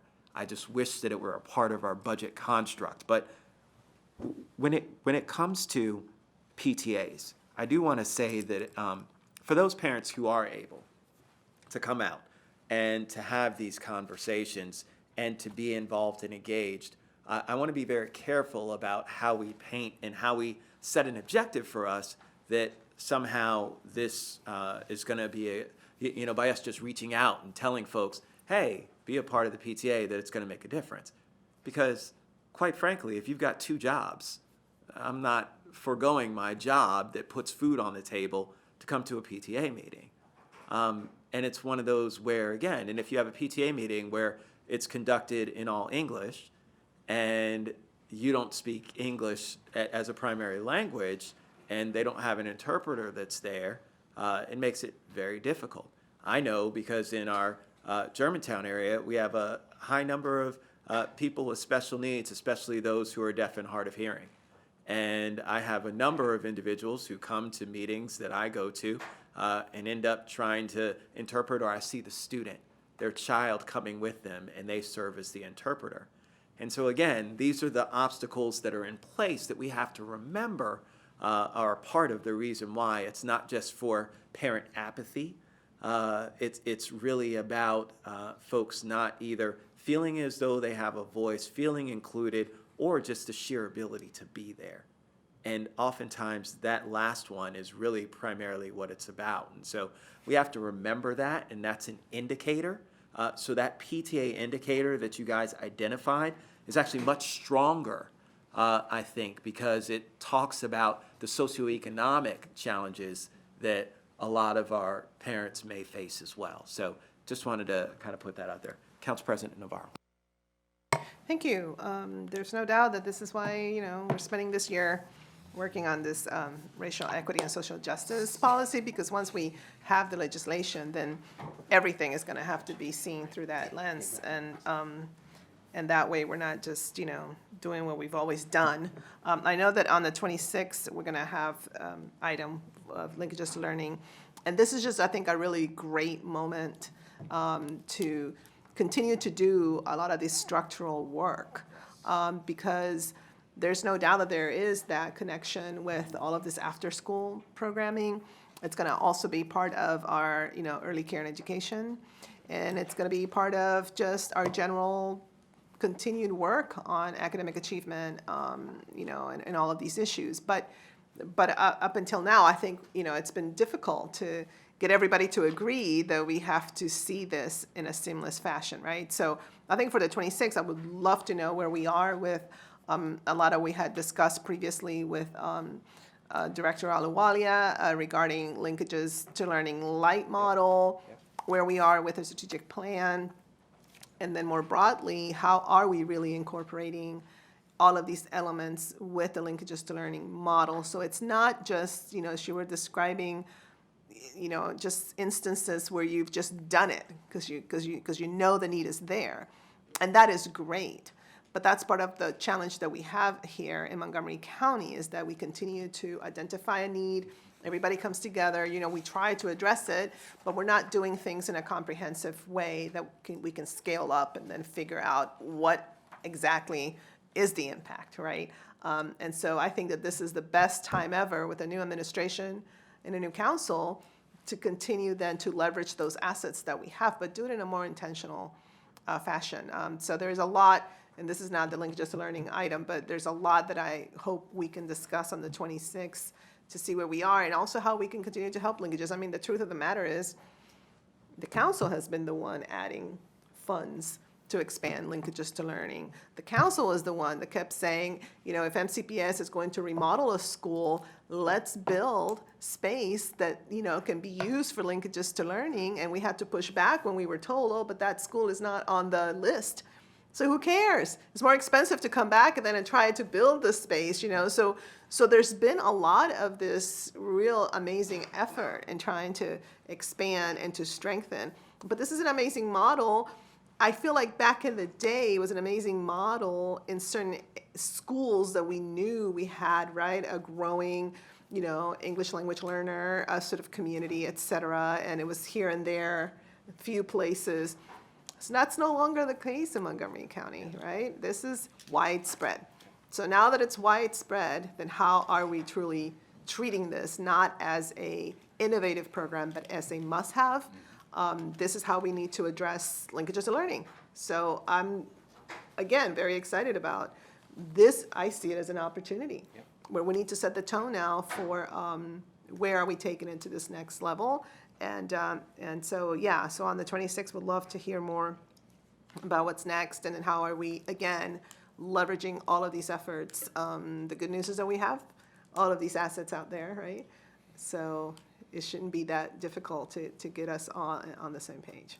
Thank you. Thank you, Council President. Chair Reamer. Great. Well, I think we should definitely follow up again with we can work with council staff to try to model some language for a follow-on strategic planning process that we can recommend from the joint committees. And I love the idea of getting various options. My own thinking has been 2 Excel Beyond the Bells and 5 Rec Extras, or 5 kind of low cost, but just thinking fiscally, 2 Excel Beyond the Bells, probably $500,000, maybe another $250,000 devoted to lower cost programming expansions, and that's $750,000, which is, that's a lot on the reconciliation list, but it's possible. And as you said, Chairman Rice, it would have been very helpful if the executive had included some programs in his budget. I'm disappointed that he didn't do that. And we need to take every opportunity to expand after-school programming. And there are plenty of priorities that got funded in the budget that we received from the executive. And unfortunately, this is not one of them, but we'll pick it up from here and do our best.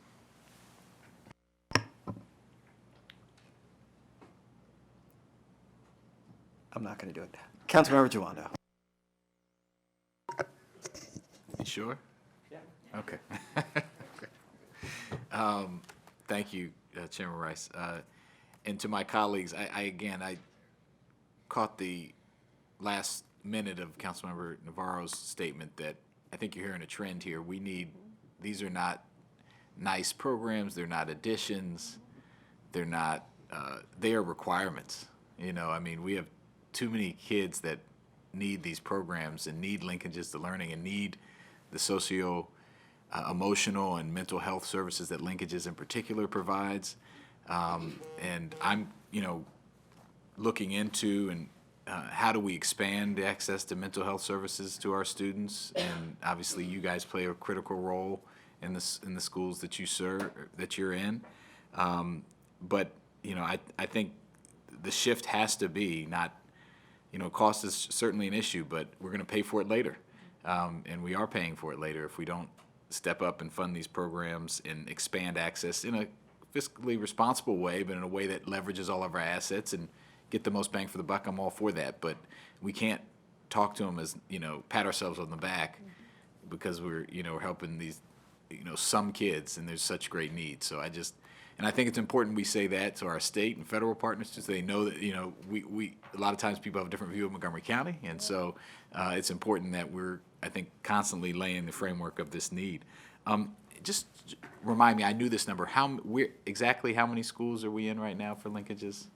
29. 29, okay, and that's up from, what was the trajectory? When did we expand? When was the last time we moved up? It was South Lake Elementary School. That was the one last year? Not last year. South Lake has been around almost 5 years, I believe. Okay, so it's been a while since we've expanded the program, okay.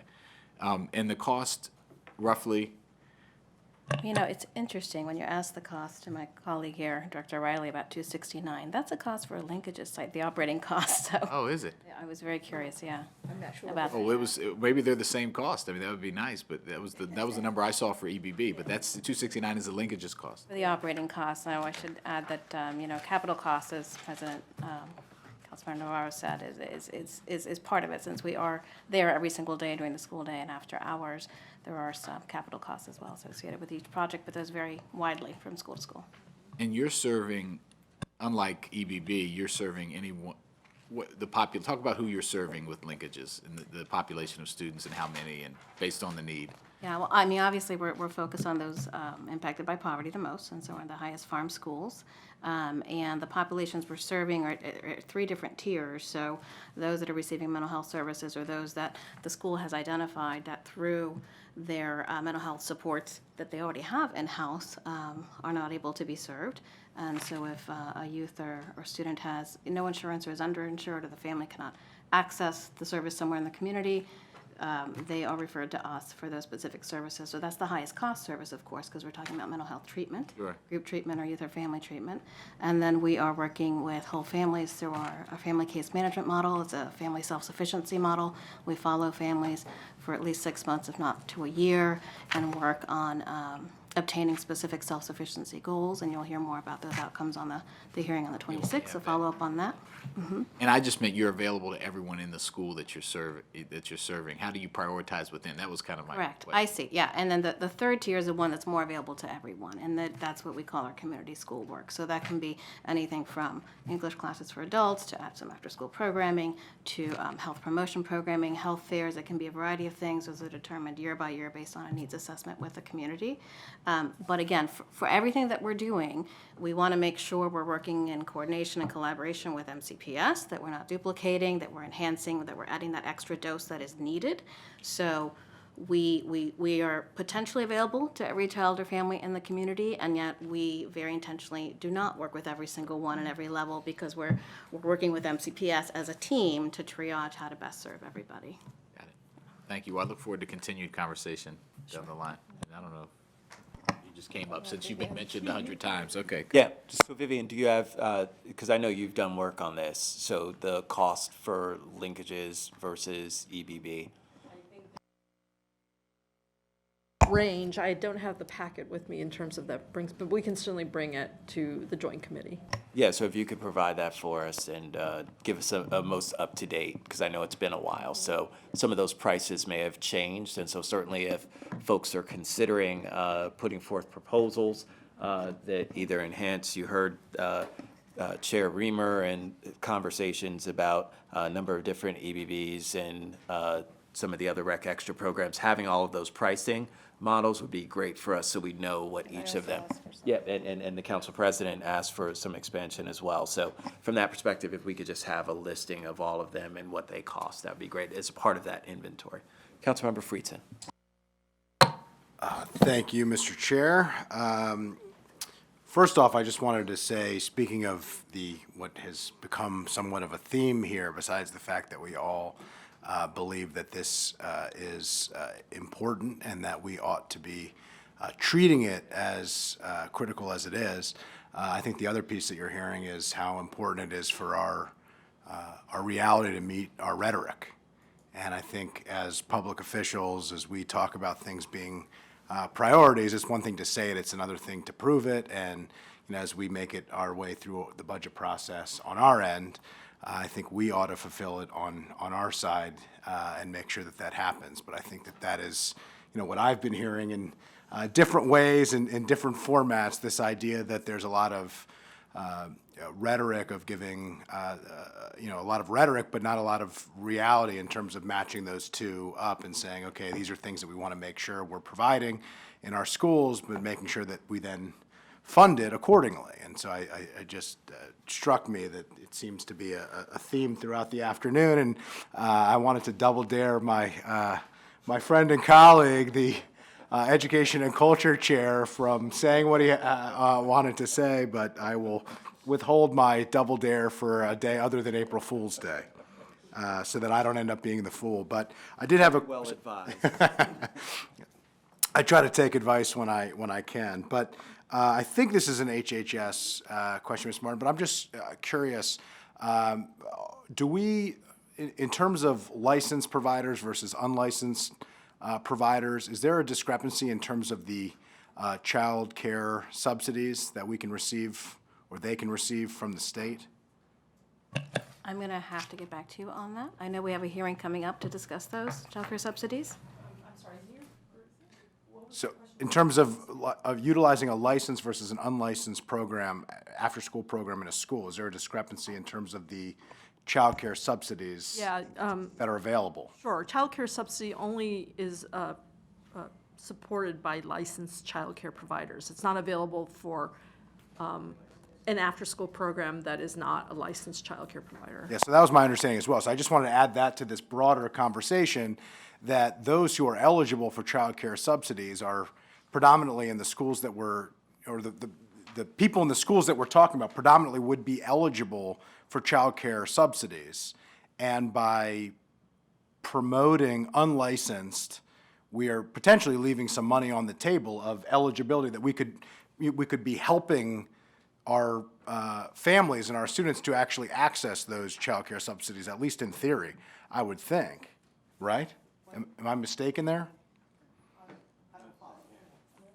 If we're providing after-school programs and we're providing it in some way, it's being provided, not we necessarily are providing, but we are doing something to provide it. And earlier we talked about increasing eligibility, maybe subsidizing at certain schools in some fashion. The point that I'm making is, at least I'm trying to make sure that I'm understanding this correctly. This is not my, this is one of our professional fields up here, and that certainly is not me. But so I stand corrected if I'm mistaken, but I just want to make sure I'm understanding if it is the case that we are in some way trying to incentivize, in whatever way we ultimately decide, unlicensed providers in these schools, are we potentially leaving money on the table from potential childcare subsidies that we could be, or those recipients of this program, of these programs, could be getting in these schools? Meaning, could we, if we are going to be putting in more money in some way, either foregoing money through CUP for providing funding for something, if we're doing that, could we, if they're licensed, could we be recouping some of those costs with childcare subsidies? And if we don't do it through licensing and we are providing some type of subsidies, are we foregoing what potentially could be money from the state through childcare subsidies, which, thanks to our partners at the state, hopefully are going to be expanded a bit? Well, first, I think we need to make a distinction between after-school programming for children versus childcare, because childcare is something that is specifically delineated under state law and requires licensing, and you have to meet certain mandates to qualify as a childcare provider. The after-school programming that provides enrichment, that provides educational opportunities, that provides mental health support, casework management, that's not childcare. It's not considered childcare that would be qualified for the childcare subsidies, that would be considered the same as a childcare program like a Kids After Hours or a Bar T or some program like that. So that's the distinction. So in working in the areas like with Linkages to Learning or even some of the rec programs, you're not conflicting with the programs that are considered childcare programs that get those federal subsidies. But if I'm not mistaken, we do have plenty of programs in plenty of our schools that are licensed providers where their families are taking advantage to offset the cost with the state's Right, and child those care are subsidies. different. I know because I've toured many of them in my own district, and those are terrific programs, and they are not available, unfortunately, to a lot of students in other schools and other places. And I guess the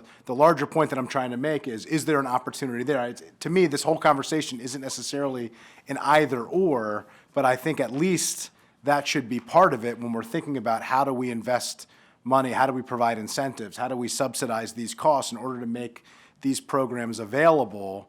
One of those conversations, or part of that larger conversation, ought to be, what does it make sense to have, and are there state subsidies available in order to offset some of those costs so that we can share in the costs and potentially, even more importantly, improve the available programming that is accessible at the schools where we have, based on this report, seen a stark difference between those who have and those who do not have. Agreed. Maybe you're referring to the nexus between, because that's part of the early care and education rollout, right? So it's identifying all the different areas where we can find some capacity. So I think that there is a nexus there. So perhaps if there is, let's say, a licensed childcare program that can go into a school or a rec place or whatever, and they provide care until 6 p.m. and therefore, there could be some element of academic support, maybe that's where then subsidies for the parents come into play. So there is a nexus, I think, between the Early Care and Education Initiative and this goal to be explored. I agree with that. Yeah, no, I think that's a great point, and I think the nexus between the early care that we're talking about and, we should be, why wouldn't we be continuing that same thought process through elementary school? I think it just makes natural sense, under your leadership, Council President, of figuring out this early child care and just continuing that thought process. But I do think it's important. We do have, lots of the classroom, the OLO report was including in it many of these programs at many of these low farms schools that are being provided by outside nonprofit organizations that are providing licensed after-school programs where some families are taking advantage of childcare subsidies. And I just want to make sure that that is part of the conversation, because the OLO report did not make a distinction like the one you just made. I think that distinction certainly exists, but that's not what what the OLO report was talking about. It was just how many rooms are taken up, and what programming is available. And just the larger point that I'm making is there are lots of different ways that after-school programming exists. I think that is one of the benefits, and continuing that conversation and having that same thought process, I think, to your point, Council President Navarro, makes a lot of sense. Yeah, definitely. Vivian, you were going to add something? I think all I was going to say was, again, the committee had talked about looking at things strategically, and I think that makes sense because there are different ways to serve children after school, different kinds of programs and different requirements, et cetera. And to, again, come up with a strategic, comprehensive way of figuring out where do we target, how do we target, what's available. It makes sense to do it, in a thoughtful way. Excellent. So before I lose any more folks, let me turn to MCPS and Ms. Hazel to go ahead and bring us home. So Ms. Hazel? I should have started with this. Last week I was appointed as the Associate Superintendent for the Office of Curriculum Instructional Programs, so this is my first assignment. Congratulations. Thank you. And so I'm happy to meet all of you here, and I've learned a lot today about your involvement with after-school programming, and I'm happy to collaborate with all of you as we move forward. Certainly, we appreciate the report. We thought it was very extensive, and we agree with many of the recommendations. We certainly want to look into a lot of the schools that are doing their own independent after-school programs. I think that's going to be really important to really do some research into what schools are doing on their own to bring students after school and provide additional enrichment. I have an interest, obviously, working through curriculum to make sure that a lot of what we do after school is aligned to all of our accelerators that we have in play. And so we have a lot in the works around coding and world languages. I think that that's going to be really critical in the East County initiative that we have around additional fine arts. And we have also been working with a lot of our retired employees during the school day, but I think to look at doing that outside of the school day is going to be really critical as well. So I like that recommendation. Again, transportation we know is a huge barrier for many of our families, and so we want to certainly work with the schools in Title I that we know have the funding to be able to provide transportation first to make sure that that is happening. And then we will continue to work with you all with additional schools if possible. Again, I'm glad to hear that you're going to revisit the kindergarten, first grade with the EBB, because we do think that while they are young, we think that, the rest breaks and snacks and other things could be provided so that they can be able to handle that longer day. So, we certainly would like to work with you on expanding that. And then certainly our partnerships, we have interages that we work with during the school day, but to be able to see if there's some things we can do after school, I think would be really critical as well. So we'll continue to explore other areas for after-school programming, and again, look at our vendors, ensure that those schools who don't have active PTAs are getting that information, and see how we can assist. Yeah, so let me just say that again, and we're going to have to give a little bit more thought into what it is. And so as a part of discussing this strategic plan, I think we're going to have to analyze how best we serve those communities who we know are not going to all of a sudden grow a 250-member PTA overnight. Because they're still going to need the services, they're still going to need to have the programming that's there. And so from that perspective, how best to partner with other community organizations who have an understanding of what's the need in that community, as well as, of course, obviously, folks who do the work, those in the school system.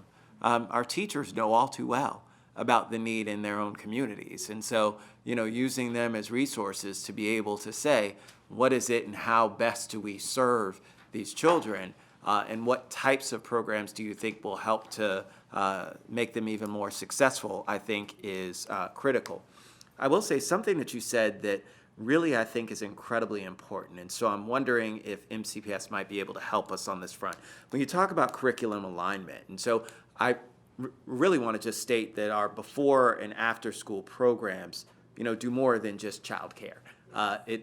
There are a lot of them who do structure and have that curriculum alignment to make sure that we're meeting the overall needs of our children.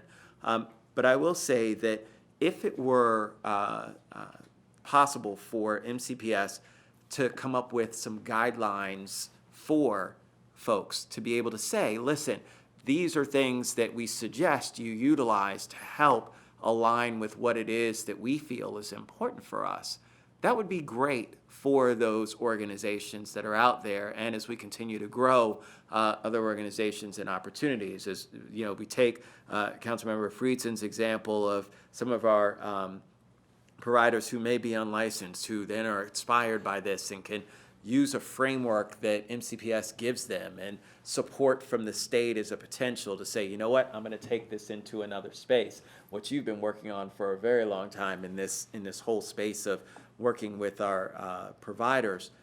This is the kind of stuff that we can, you know, really create a more robust program that really speaks to all of the things that our children need. Because I will tell you that when I look at Linkages, when I look at Southlake, and when I look at the Dream Academy program that's there, we actually see great results in terms of their academic performance in school.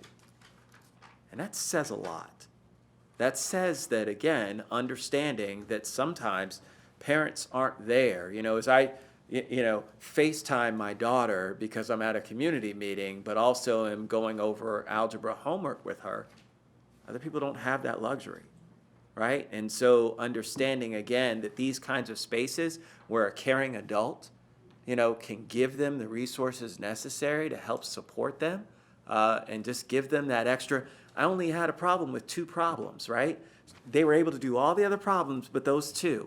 And if somebody can explain that to them and help them to understand, they're going to do better on that test, and they've gotten their homework at 100% as a result, right? And it makes such a big difference. And so from that perspective, I'm really promised by what I see in terms of everyone that's here and understanding how important this is. Again, I really feel as though, and you've heard this consistent theme, we're going to have to invest more to make this happen. And so if that means that other things have to give, so be it. But we have to be very intentional about what it is that we want to see. And if we want to see movement, primarily in our communities of color, primarily in communities with challenging socioeconomic status, those are the differences that are framed by the equity work that this council has taken on. Those are where we can do the most good. And so we need to focus our resources primarily in those areas. So I look forward to us coming back to this issue and coming up with some recommendations that I think from a budgetary standpoint make complete sense. I will just highlight that for CUP, I know that we have our rebid process that's up in July in terms of, and so there will be some conversation about that piece of it that ties into where Councilmember Friedson is. So we are going to have to talk about what our expectations are of what we want to see with a revamped program and really rethink our entire direction that we've been headed in up to this point. So I look forward to working with you, Ms. Bell Pearson, and really reframing, and it could be budgetary, but certainly for us, I think that this council's been very clear in terms of our priorities supersede some of these other things that may be otherwise limited on the other side from a budget perspective. So, all right, I think we're adjourned. Thank you very much for all of your participation and dedication and work. Take care, guys. We're adjourned.